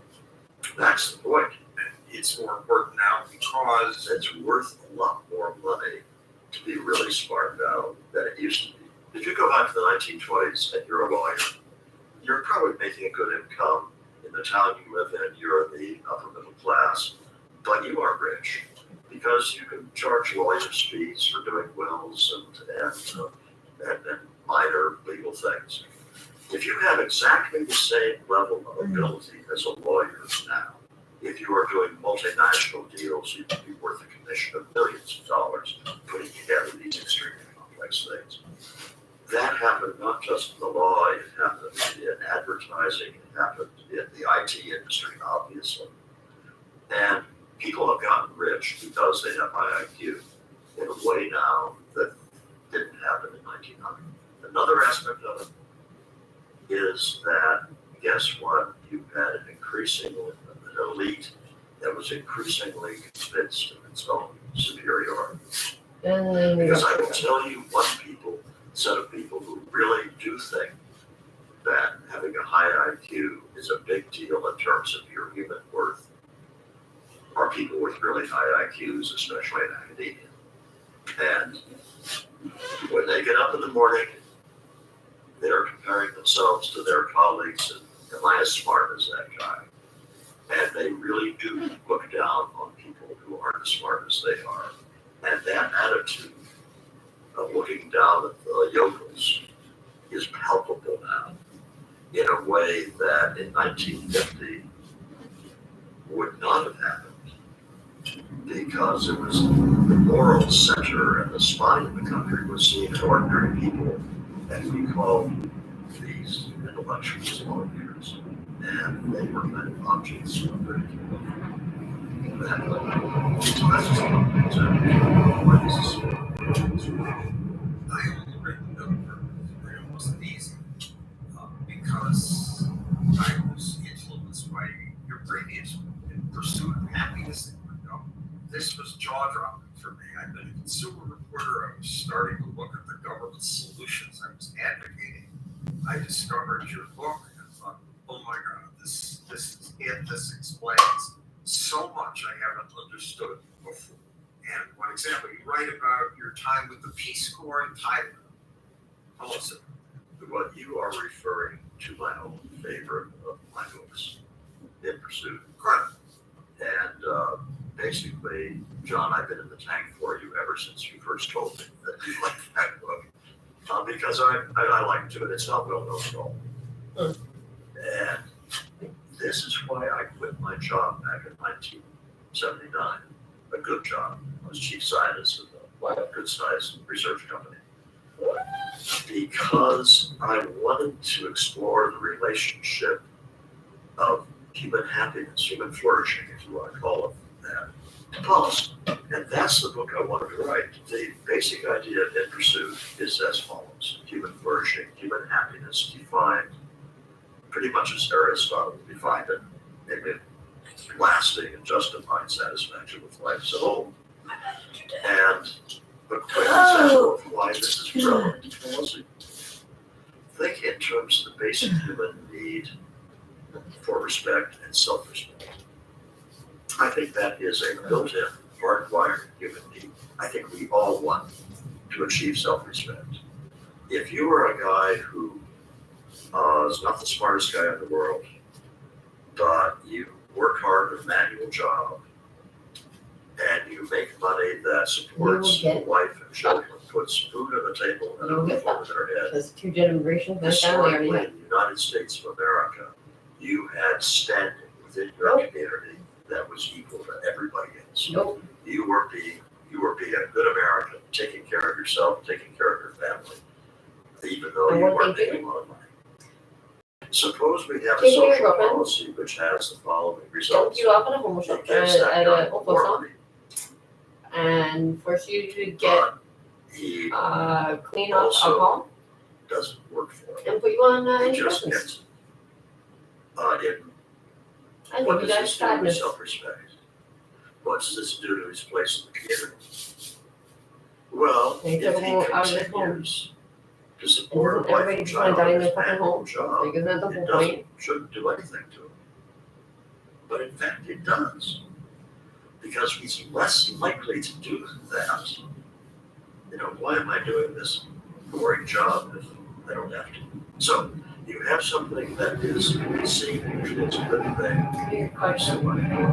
You can hit them. Never mind. That's not good. Never hit kids. You've got to analyze how social policy is So they grabbed me. They were probably never hit them. Like, look, you know, one thing, like a little slap beside the head. He's like, no, never had to. In Pursuit was the result. And you cite that Aristotle Because you said come home and they hear drop those, to they happiness find you in the bed. was pushing hard to achieve goals. Yeah, he said you ought to live a life of activity in accord with virtue. And by that I mean it's not enough to feel good. No, be good. Don't. You can feel good with drugs. You have to have a justified reason for feeling good, and you don't have that with drugs. And also Aristotle said something that I think is so profound about human enjoyment. Human beings enjoy the exercise of their realized capacities. Why is it that J.K. Rowling still writes books? She has zero financial incentive to write books. She is exercising her realized abilities on a much lesser scale. Why do I continue to write books? Why do I continue to write them? So my no, I don't consider I'm exercising my realized capabilities now, John. You are. I'm not. Yeah, people read it. I'm exercising my realized abilities when I'm sitting in front of that computer monitor, staring at it, typing for a minute, erasing it, going back and doing it again. And I enjoy that. That's true up and down the line. A cabinet maker gets the same kind of satisfaction. And that's at the core.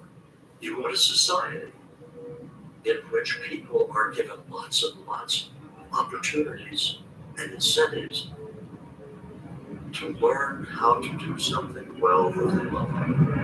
And in pursuit of that, we write about a model village, the pride of the government at time. Cascade project, a fish pond, a new school building, cotton growing project, and a health clinic. Yeah, and he was well-meaning. I knew it. I talked to him, but he sort of looked upon the villagers as these objects that he was trying to help. And the village before he, Much like our government does for us now. well, that's why the process of being in Thailand had such a profound effect on me. I saw what government looks like from Bangkok and how it looks to the villager, and it's the same as in the United States, the way government looks from Washington, D.C. versus the way it looks out in a little town in Maryland where I live. What they did when they came in there was they destroyed the ability of that village to run its own affairs. And that made a huge quality of life to the quality of life in that village. And they And go, that is really hey, well, we'll go away. They don't have clean drinking water still. what's happening in the United States. And they go, The oh, villagers great, said okay. plainly that Well, life we'll was have some clean drinking water. village. And everyone's happy. Everyone's They great. weren't Let's get the natives some clean drinking water. And they're like, yeah, we'll get water to come sit up. Didn't function as a community. And they're like, didn't what? function You as know, families as they had before. The book we don't want that made you hydroprotective famous set up. was a Like, big we want bestseller. clean drinking water, not room hydro for that. Losing And then this is like a show there. Men Why do you said want that? people who help with the government were losing It was in the bridge. When I quit my job, I was not the right way to do it. At that time, I did not have any personal words. I voted for Ronald Reagan when I was about 19, and I had a sympathy for a lot of libertarian ideas, but I didn't think of myself as a libertarian. I voted for Jimmy Carter in 1976, for heaven's sakes. That's how incoherent my political views were. But there was only one thing I was convinced of after my years of evaluating social programs at this research company, and that was these programs didn't work, and that they had made things worse. They had changed the lives of poor young people, and especially Black poor young people, in ways that tempted them to do things in the short term that were disastrous in the long term. And so I wanted to write a book which talked about these perverse incentives and describe them and use lots of data without any interpretation. Just here's what things looked like from 1950 to 1980, and look at the way they've gotten worse. And then I came to the chapters where I had to say what I wanted to do about it. And it was in the course of writing those chapters that I kept finding myself saying, there are constraints on what outsiders can do that really make it difficult to get the incentives right. And I'd also read Robert Nozick by that time, the brilliant libertarian philosopher. And by the time I finished the last parts of Losing Ground, much to my surprise, I found I was libertarian. Because government solutions rarely work. Yeah, I could think of thought experiments of policies that would work. For example, I had a thought experiment saying, well, suppose that we got rid of welfare altogether. Everything, lock, stock, and barrel. And I went through all of the changes in the calculations this would make Stock market. in their Oh, we get rid expectations of the of stock men, market. the Credit changes card. that make the behavior of men. Get rid of The those. variety of other social Why do feedback you get loops money that you triggered. don't have? But of course, we're never And going then to you get get to say, oh, bankruptcy. And I can think of After you spend millions of dollars that you don't have, poor parents because that the comes money out of to my send pocket. their children to schools of their choice. I went through in my mind and on paper all of the good things that happened. But of course, that at that time was impractical as well. In Losing Ground, you have this chart pointing out the sharply rising government expenditures addressing the top. In that chart, you can see it had tilted upward the line in 1960 to 65, but then it starts to go steep. And guess when it gets even steeper? 1970 to 75, which is the years of Richard Nixon and of Gerald Ford. What happened? Republicans increased spending on these programs too. It's only in recent years that I have understood how that was able to happen and why it hadn't happened before. Why? Because in 1937, the Supreme Court said that the Supreme Court, consciously, explicitly, are going to say that we're siding with Alexander Hamilton in interpreting the phrase general welfare. It took the leash off. Until that decision, the government had stuck pretty close to the list of things in the Constitution that Congress was permitted to legislate on. And that one decision said no, as long as it has some relationship to the general welfare, it's okay. It didn't make that much difference in the 40s and 50s because the power to do that stuff had been given to them by the court, but they hadn't acted on it much. Lyndon Johnson comes to office after the assassination. Lyndon Johnson, filled with ambition, not filled with scruples, with legislative majorities in both houses of Congress. And he takes that potential power to expand the rule of government that has been there for 20 years and acts on it. And young me said, good, I have two parents. They're educated. They had me read. I have advantages. Other people don't have those advantages. It's time that government, under wise planners, step in and help the disadvantaged. That's the way I felt about it during the same period. It's hard to realize how naive. All they found was a way to fucking bring money off the homeless man. We had very large job training programs. Some of the multi-billion people made $1 or 12 cents more per week who had job training than people who didn't. You're talking about minuscule events. The same disillusionment took a while to set in. But by the early 1970s, those who evaluated social programs all contracted with the government, and that was my job during the 1970s. We knew there were no success stories. So all of these things that sounded so great on paper were not working. And guess what? That thing called labor force participation, which means that you are available to work, either you're working or else you're looking for work. For males, up until 1960, that had been close to 100%. It had been about 95% of males. And basically that means all males were able-bodied. That started to drop. And it started to drop not among half-full of men. It started to drop among poor men. Which gets to the title of the book. It wasn't just that the programs didn't work. Worse than that, people were losing ground. The same thing happened with crime. In the mid-1960s, all of the intellectual firepower was saying that punishment is a stupid way of dealing with crime, that putting people in prison only makes them into worse criminals, and therefore we will reduce the use of prisons that's the way in which the people who got it. community solutions and probation and so forth. As long as you don't give them a reason to Nice on paper, not like you. and crime started to go through the roof. Now here's the graph from losing ground. Yeah, violent crime and property crime. That graph starts in 1950. Look at 1950 to 1963.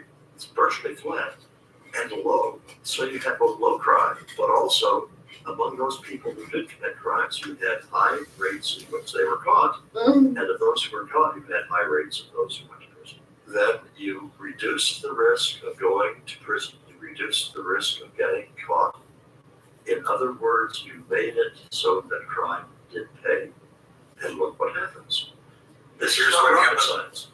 After your Yes, and so there, that peak of that one, that's again violent crime rate, is in the early 1990s, and look at what happened and the way that it went down. I would say that mass incarceration had a lot to do with it, because once you get arrested 2 or 3 or 4 times, the odds that you will continue to get arrested are high. There is a small part of the population, 5 to 7% of all those who are ever arrested, who commit an incredibly large proportion of all the crime. And in the mass incarceration, we took an awful lot of those, and I will say men, because they were overwhelmingly men. We took them off the streets. And forget about deterrence effects, forget about any other things that prevented crime among people who were still not in jail. People who were in jail were not committing crimes. They were incapacitated. You also started in the early 1990s what's called broken windows policing. And that means that if you jump the turnstiles in New York City subways, they start to arrest you. But let's explain it. It's the broken windows theory, which is that if you see a building with a broken window, you might break other windows. You think it's okay. This was a famous political scientist named James Q. Wilson, and he observed that if one window is broken and it's not fixed, in a matter of weeks, all the windows are broken because nobody cares. I understand the subways in New York City are not as pleasant to go on now as they were 15 years ago. You've probably seen people going in through the slant gates, hopping over the turnstiles. That because you are not arresting the turnstile jumpers anymore. You are arresting people for lots of things anymore that you did during the 1990s and the first decade. Because you're going to arrest someone for like $3?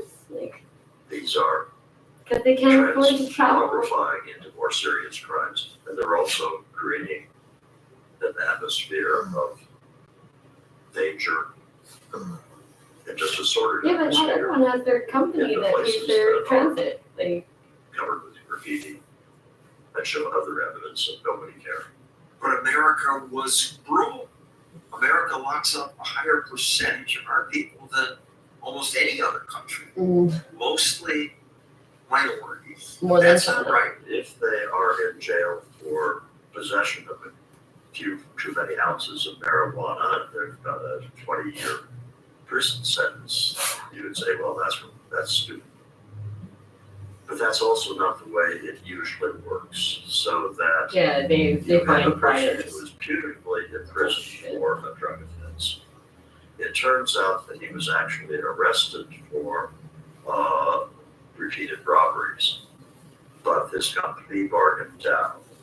So that instead of taking him to court for the repeated robberies, they're going to sentence him on the drug charge. When you look at what these guys had done to get put in prison, there are very few minor offenders who end up in prison. Now, what?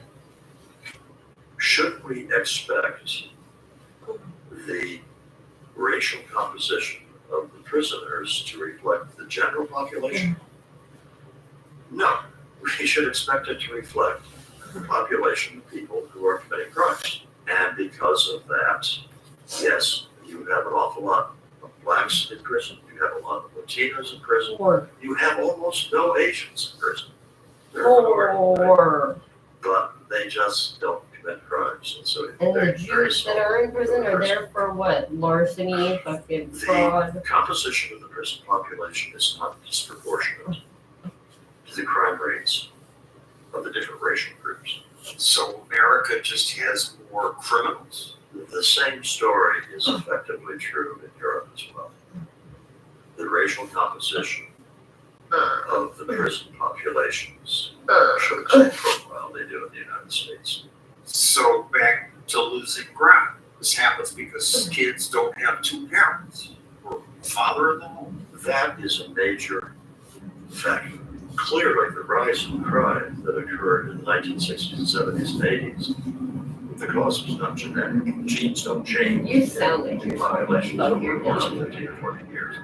It was a change in the environment, what we term to a kind of statement, which is which is kids need dads. Oh. And dads serve a couple of functions. Kids One is need food. that little boys latch on to role models.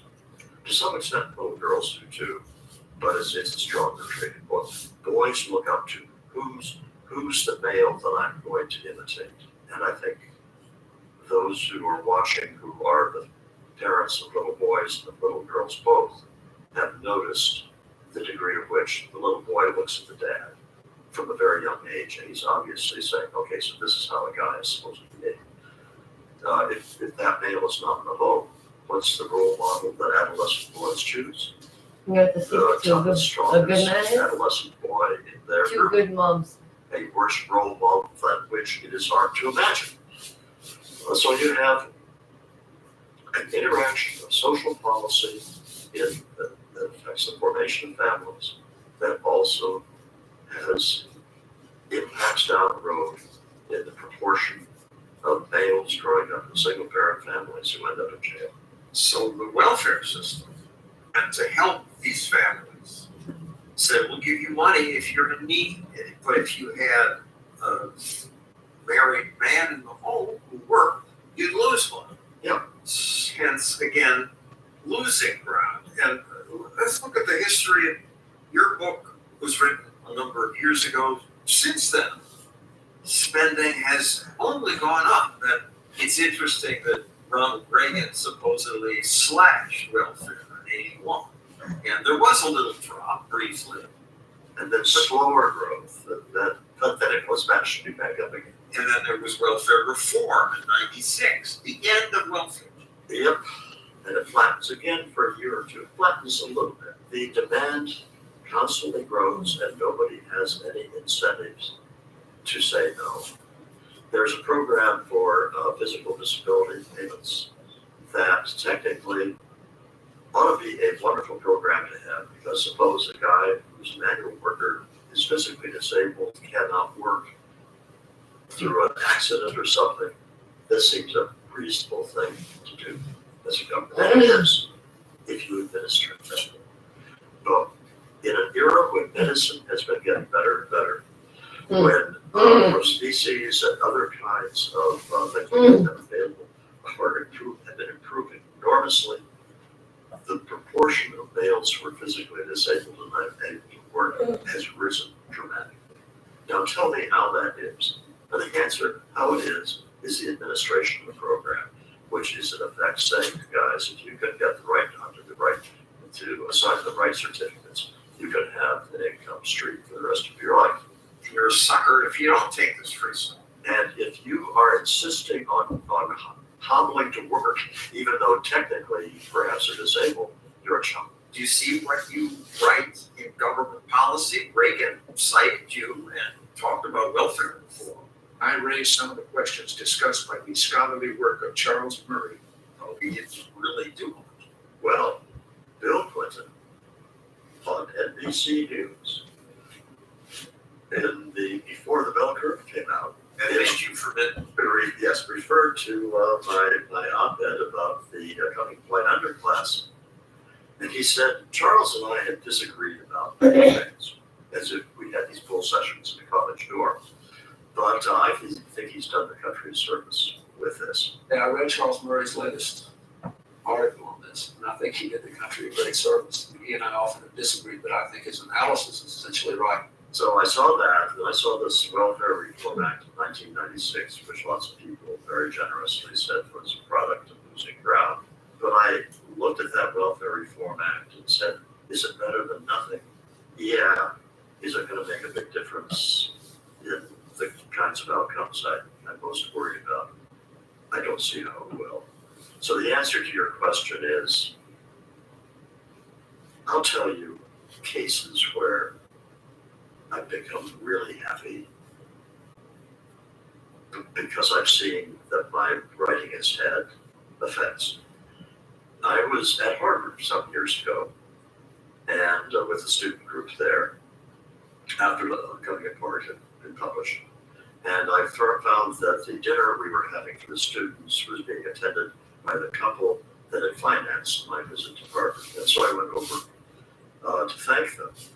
And they said, yes, we're big fans. In fact, we read Coming Apart. And so we moved from Greenwich, Connecticut, famously wealthy, upper class, to a little rural town in Connecticut because you said that, this is what we want to do. And part of me at that point said, it's only a book, But then they said, and we loved. And it had changed their lives, and they had richer lives. I take a lot more satisfaction out of that than I do about getting credit for the 1996 welfare reform, because it's more concrete. So on a retail level, has my writing, I think, done some good for some people? Yes, it has. on a national level. Here's a graph we made up in South Poverty. And it shows that Americans were lifting themselves out of poverty before welfare. Year after year. Thousands and thousands of people. Then checks started coming and the poverty rate dropped even more for 6 or 7 years. But since then, progress has stopped. It's gone up even. Yeah, and if that starts in 1959, we have now reconstructed poverty data going back to the end of World War II, when almost half of the population was below the poverty line. So we had an incredible success in the war on poverty from the end of World War II to the late 1960s. By not having welfare programs. Yeah. So with this graph, I have colleagues who will rightly point out that the poverty numbers don't include in-kind benefits, non-cash benefits, and if you add those in, there has been more progress. And I would say, yeah, but suppose instead of using this measure of the poverty rate, what percentage of the population are making on their own the income that keeps them above the poverty line? And then you would see not only that flat trend line you just showed, you would see the proportion who are not making enough money to stay above poverty. But why even ask that question? Why is it important that they make it on their own? And there's where we go back to self-respect again. Here's where social class makes a difference. If you are in a family where you are a PhD who only makes a professor's salary, and you have a wife who works as an executive at Google, and your take-home pay is $25,000 a year, and hers is $1.5 million. I think the professor friend, I actually know a couple that's pretty much in that situation. I don't think he has any problem with self-esteem. He's doing his job. He's a fulfilling job, and the rest of that, and the fact that his wife is making a fortune is nice. It doesn't bother him. But if you're talking about lower income groups, it's really important that the guy can make money if he's feeling self-respect. And he's not making that up. If you are a male who is able-bodied and you are not working, what's the point of your money? Go enjoy life. And that is why we are back at the nature of happiness as human beings. And happiness is not a good bowl of popcorn. Happiness is not good sex. Happiness is not any momentary pleasure. Happiness is a sense of getting to 70. A mere child might say at this point. But getting to 70 and saying to yourself, I can be satisfied with who I have been and what I have done. And if what you have done with your life is sort of wild away with amusements, I think you have a real hard time saying to yourself, I've spent all of a life well lived. And in your book, Coming Apart, you argue that America's divided into those of us who went to college and got married, and the divide versus those who don't, and the divide keeps getting bigger. The mistake I made in Coming Apart was I looked at the white working class. That book was exclusively about not looking at whites. Again, take the racial problems out of the equation. And I thought that the white working class was getting so demoralized that they would not be a political force. And what I missed was the degree to which they were getting angry. And that surfaced in 2016, big time. Why don't you turn your camera? Show them how many people come to these rallies. Turn them. Go ahead, turn them. Go ahead. And it has proved ever since to be extraordinarily powerful. There is a sense out there. 2016 with the election of Donald Trump, yeah, there is, I think, an enormous sense that moralization is part of it, but also the real sense that we're no longer living in a country that gives me the respect I deserve, that gives me the chances I deserve. And that explains a lot of the energy behind the election of Donald Trump then, And it has been fueled by the increasingly obvious, open, unapologetic disdain for the people who live in flyover country of the rednecks. Rednecks is the only ethnic slur you can use these days and get away with. That's true. This really is the only one. That's true. This is not lost on ordinary Americans, and it's not just the white working class.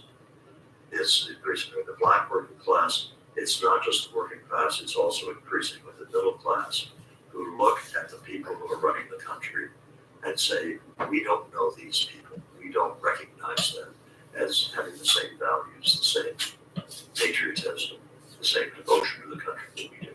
You criticize the upper class for supporting welfare, help the poor, but culturally abandoning people.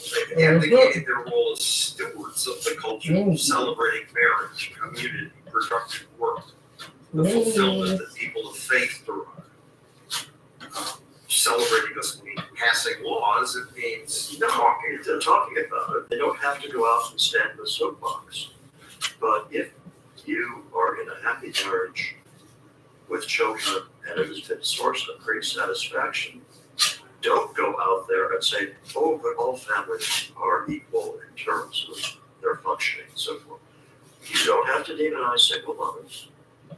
You can acknowledge there are lots of single mothers doing a great job, but they are doing it in very difficult circumstances. There's nothing wrong with saying, you know what, it's really good for the kids if they're born into a married family, and the married family really is the way to go. They don't say that. They go out of their way to say, no, it's almost as if the elite wants to keep the good stuff for themselves. And we have more affluent people who go to college are behaving in the ways you advocate. Do tend to get married. Yeah. Do tend to work. Yes, and that's been true since the 1980s. And that's the coming apart. Yeah. And we marry somebody else. In 1993, I wrote an op-ed titled The Coming White Underclass. And at that time, the out-of-wedlock birth ratio for whites was about 22-23%.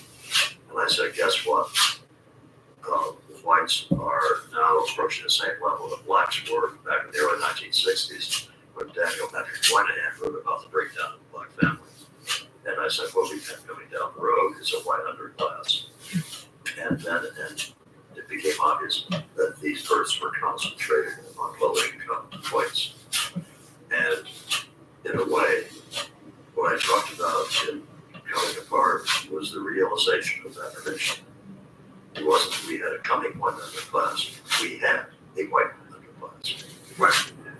It would be arrogant for affluent white people to preach to poorer people. The sign of a vibrant and growing civilization, according to many historians, is a confident upper class, confident in its own values, and one that openly says, okay, this is the way our people ought to live in society.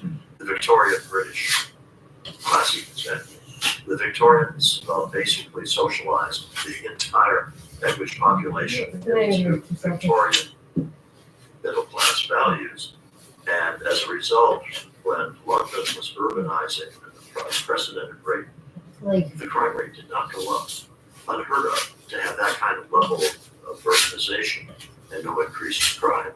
But it was the Victorians who had successfully passed on their values. In the United States, the upper class people are guilty. They feel arrogant and look down on those who are part of the upper class.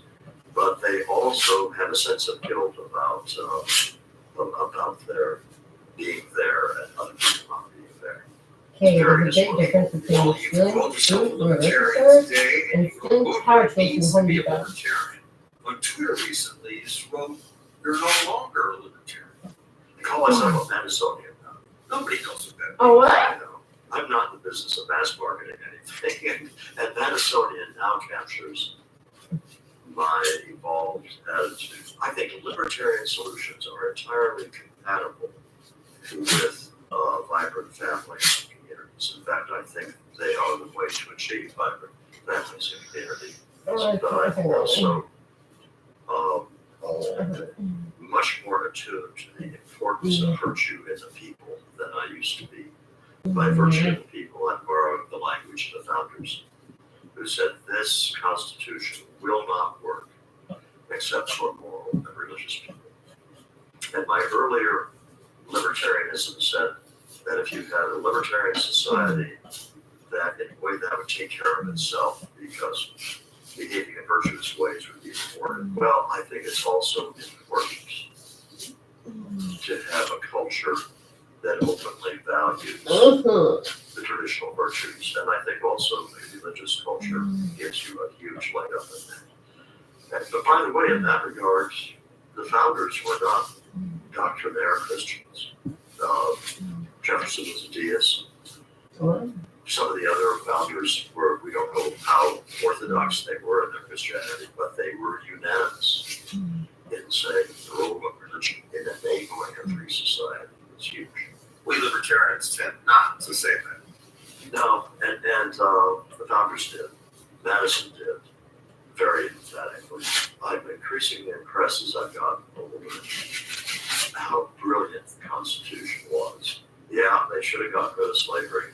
That was a tragic flaw that was bound to come back and pull us down. But the Constitution otherwise really worked for a century and a half in ways that were wonderful to behold. So, Madisonian, that's what I am. And part of that is the forbidden words today. Western culture. Yeah. What does Western culture mean? Why is it forbidden to say that? That's what you need to make society work with its people. The world has had 3 or 4 great civilizations, but the two that stand out are and apologies to my South Asian friends, but I would say China and the West. And in these 2 cases, you had civilizations that developed fully realized cultures and ethics and economies, and they had different strengths, but they both had magnificence. We are inheritors of the West. We in the United States, it was founded by British peoples, then it's expanded into Europe, and we've more recently had immigrants from other parts of the world. But the culture here is grounded in Western culture. And why people don't recognize now the great achievements of that culture mystifies me. In Western countries do bad things there? Yes. Did they have wars? Yes, they did that. Did they colonize countries? Yeah, they did all those things. Those have to be considered. But art, literature, They science, just bomb people. towering achievements. We should be proud of it. It seems like a lot of what you write about has been achieved. You're You've just lost now amidst the trend toward equity. Aren't you upset? I'm deeply depressed. No, it's worse than that. I don't see a way back out. We are looking not just Did you just admit you're gonna sit inside now at or confess? a failure to elect a person on the right. And we now do not have a right that I can recognize at all. I got along fine with traditional conservatives, with Bill Buckley and with the neocons, Irving Kristol and so forth. I had disagreements, but you had common ground as well with me as a libertarian. And also for a long time it seemed to me that libertarian views were gaining ground. You and I, if I can speak for you, we are alone in the world now. What is the organized group that wants to have the government return? It's certainly not the Trump people, not the MAGA people. They are talking about big government being just fine, as long as the kind of big government that works for us. Who these days is talking about we really ought to do something about the deficit. You have a few little voices, you don't have any. The things we believe in. because we have extremists in this chart. We have watched in our own lifetime our hopes and dreams turn to smoldering. Because what else am I going to do? It's depressing doesn't begin to capture it. And in a way, talk about feeling that maybe your life hasn't been lived as fruitfully as you would like. It's so bad in terms of my hopes for this country. I don't see how you energize a new generation to recover that. The good news is that old people are habitually too pessimistic. And so let's say that I cannot foresee how you turn this around, but here I will harken back to the religious Great Awakenings that the United States has had 3 of, 4 depending on which historian you read, but that came out of nowhere. And in the early 19th century, it resulted in a reduction of alcohol consumption, which had been incredible, to very low levels in a matter of a couple of years. And in other ways, you've had enormous impacts of Great Awakenings. It's not impossible that there will be a civic Great Awakening, reawakening of some sort. By reduction in alcohol consumption, you're not talking prohibition. No, I'm talking the early 19th century. Americans drank enormous amounts of whiskey. And as part of the religious Great Awakening, you had the temperance movement. And the empirical record about the per capita consumption of alcohol in the early 19th century was that it dropped like a rock. This country has proved itself in the past to be able to spin on a dime. I simply don't see how that happens this time, and I do see lots of signs of a civilization in decay. You're an old man. As you said, old people are pessimistic. Yep. And I'm perfectly willing for other people to say that to me and to say, you're right, go out there and fight the good fight. Thank you, Charles Murray. It's been a pleasure. I'm not used to doing these longer interviews. All my career, I shortened things down to short packages. But now some of you, I'm told, want longer interviews. Does somebody you think I should give more time to? Let us know in the comments.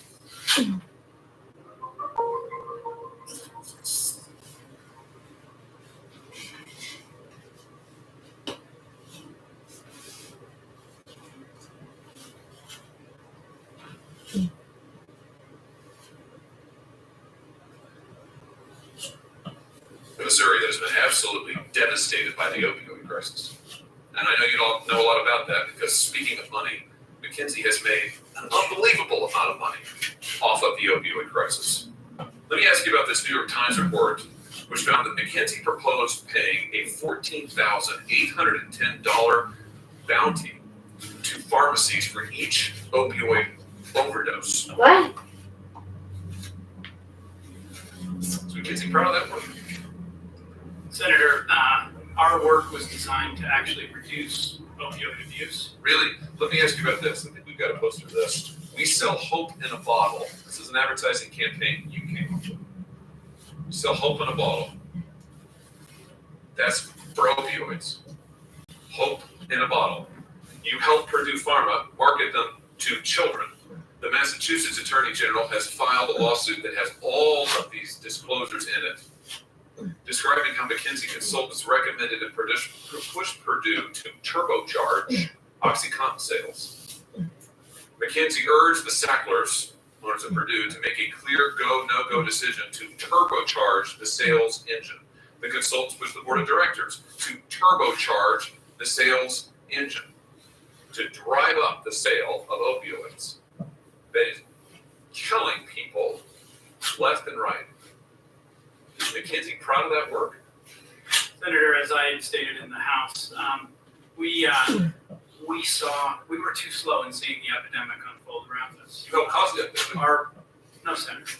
Really? You don't think that helped cause the epidemic? You don't think marketing these drugs to doctors and children helped cause the epidemic? You don't have to give any part of that? Senator, what I can say, including the state of Massachusetts, is we were the first to actually reach a settlement with all states. So sure, I mean, sure, when you're over a barrel, what are you doing for victims right now? Senator, we've reached agreement with the states and Have municipalities. you set up a compensation fund, you're sharing some of your profits with them? Senator, the settlement details are public. No, I'm asking you, I mean, have you set up a compensation fund, share some of your prodigious profits with the victims who Senator, our whose lives substantial, will destroy? our substantial settlements go to exactly that cause. You know, I've sat here and I've listened to your responses to my colleagues, and it's the same old thing over and over. You don't want to be accountable for anything that you do. But I tell you what, this is unforgettable and frankly unforgivable. And your work right now, taking money from this government as you help the Chinese Communist Party, is absolutely unforgivable. And I will not rest until it is illegal. Thank you, Mr. Chairman. Ask about one of the things since I've got you here. And I have to tell you, since I represent the state of Missouri that has been absolutely devastated by the opioid crisis. Yeah, that's true. And I know you all know a lot about that because speaking of money, McKinsey has made an unbelievable amount of money off of the opioid crisis. Let me ask you about this New York Times report, which found that McKinsey proposed paying a $14,810 bounty to pharmacies for each opioid overdose. Is McKinsey proud of that work? Senator, our work was designed to actually reduce opioid abuse. Really? Let me ask you about this. I think we've got a poster of this. We sell hope in a bottle. This is an advertising campaign we came up with. We sell hope in a bottle. That's for opioids. Hope in a bottle. You help Purdue Pharma market them to children. The Massachusetts Attorney General has filed a lawsuit that has all of these disclosures in it, describing how McKinsey consultants recommended and pushed Purdue to turbocharge OxyContin sales. McKinsey urged the Sacklers, owners of Purdue, to make a clear go, no-go decision to turbocharge the sales engine. The consultants pushed the board of directors to turbocharge the sales engine, to drive up the sale of opioids. That is killing people left and right. Is McKinsey proud of that work? Senator, as I stated in the House, we were too slow in seeing the epidemic unfold around us. You helped cause the epidemic. No, Senator. Really? You don't think that helped cause the epidemic? You don't think marketing these drugs to doctors and children helped cause the epidemic? You don't give any part in that? Senator, what I can say, including the state of Massachusetts, is we were the first to actually reach a settlement with all states. Well, sure. I mean, sure. When you're over a barrel, what are you doing for victims right now?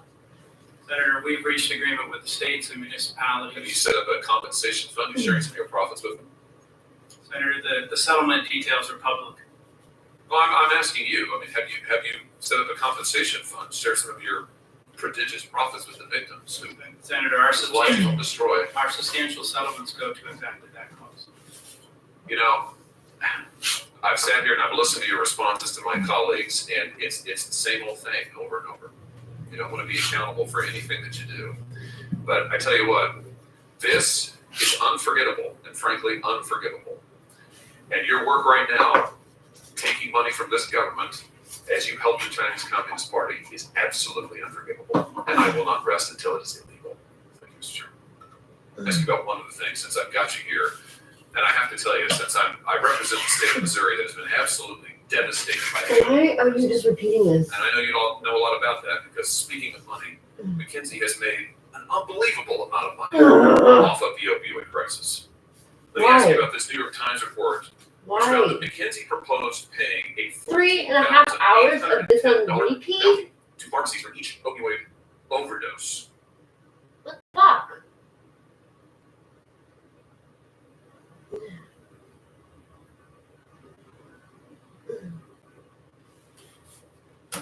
Heavy hitters in the social media world say they are aware of the Trudeau government's proposed bill that will tackle online abuse and hate.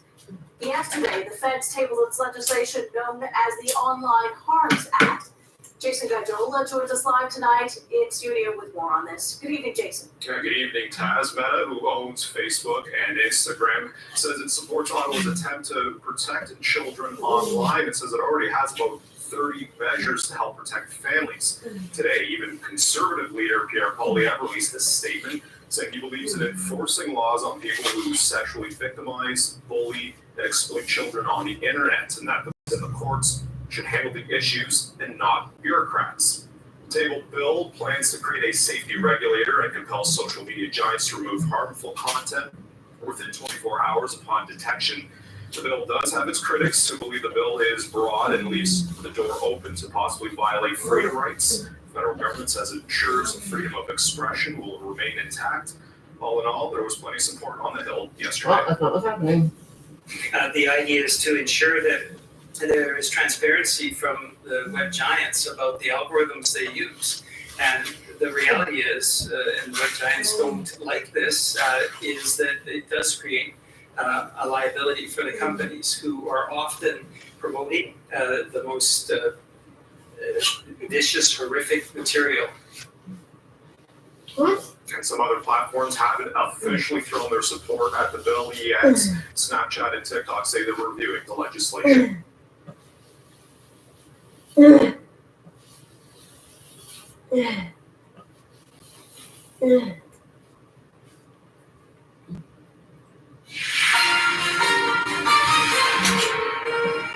this Tuesday night, the future of the Winnipeg Jets in jeopardy. We don't want to lose him again because we'll never get him back. What's gone wrong, and why is the NHL commissioner coming to town?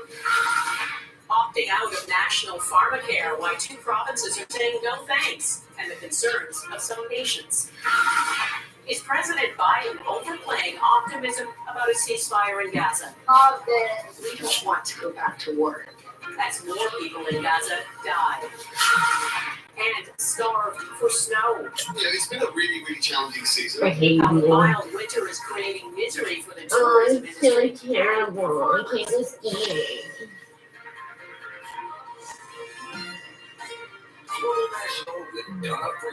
Good evening and thanks for joining us. It can be unnerving when the head of the NHL shows up in town, but in Winnipeg tonight, Gary Bettman was a cheerleader for the Winnipeg Jets. The team's owner has been candid about the struggle to get fans out to games, and the NHL commissioner took to center ice tonight. His message to fans: Winnipeg is a strong market. Get over your anxiety and come to games. Eric Sorensen looks at what's gone wrong in Winnipeg and whether Gary Bettman can help fix it.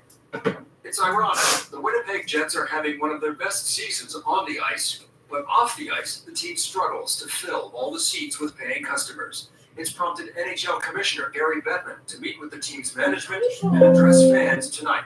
But his message is to tamp down concern. I don't view this as a crisis, but I do believe, as with any team in any market, there needs to be collaboration.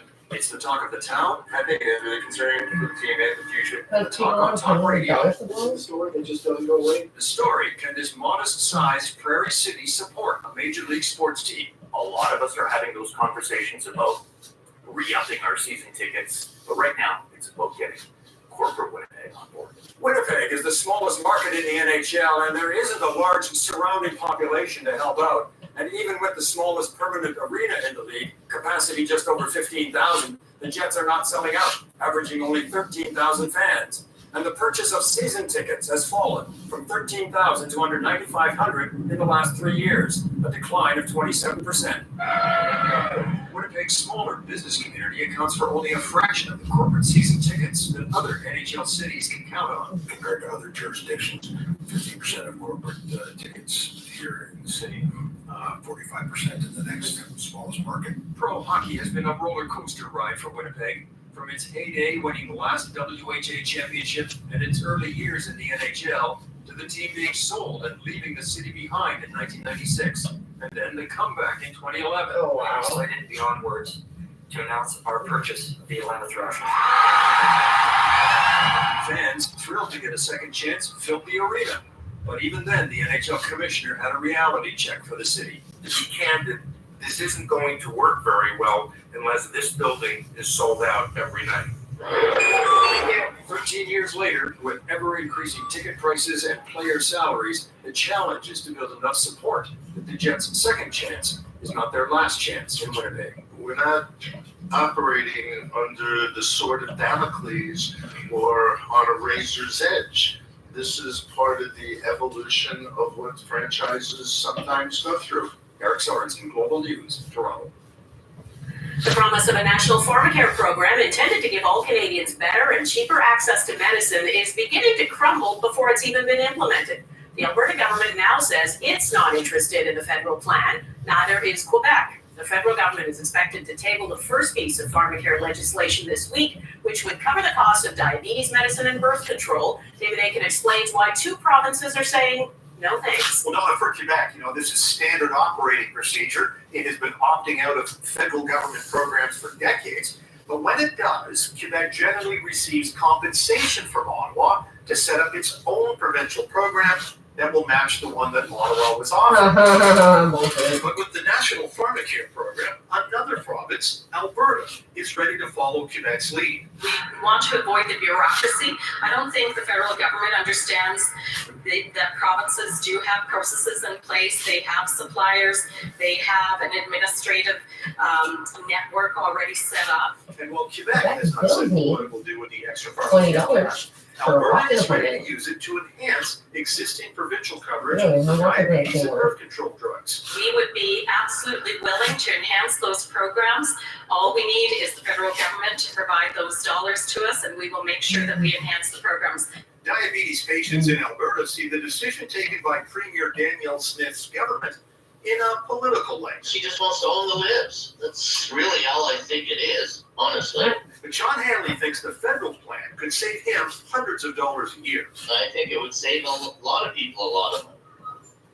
I don't see her problem with it. If you're paying daily for a life-saving medication, you're going to factor that into your decision on where to live. Kristen Stringer has 2 kids with type 1 diabetes, and she worries that once they leave the home, they may have to leave the province. Both my children have expressed a desire to potentially look outside of Alberta, knowing that they may not be able to receive coverage as adults. As for the federal health minister, Yeah, he you should says think that's what we're everyone calling. is getting ahead of themselves. The first thing I would say is everybody just needs to take a pause. For provinces to say whether or not they're going to participate in something or not when they don't even know what it is a little premature. And Ottawa says the legislation, which will contain answers about timelines, coverage levels, compensation for provinces opting out, that could be tabled as early as Thursday. Done. Okay, David in Ottawa, thank you. A little later in the newscast, Abigail Beeman has the story of one Ontario town at risk of losing a medical clinic, leaving thousands of patients there without primary care. A forensic pathologist has told a coroner's inquest in Saskatchewan that Miles Sanderson died of an acute cocaine overdose. Sanderson killed 11 people and injured 17 others on a rampage in the James Smith Cree Nation and the village of Weldon. The 32-year-old led police on a 3-day manhunt in September of 2022. He went into medical distress shortly after his arrest by RCMP and later died in hospital. Police dash cam footage played today showed how Sanderson was taken into custody after a high-speed chase. At the time, he asked officers how many people he killed. The week-long inquest is meant to establish the circumstances around Sanderson's death.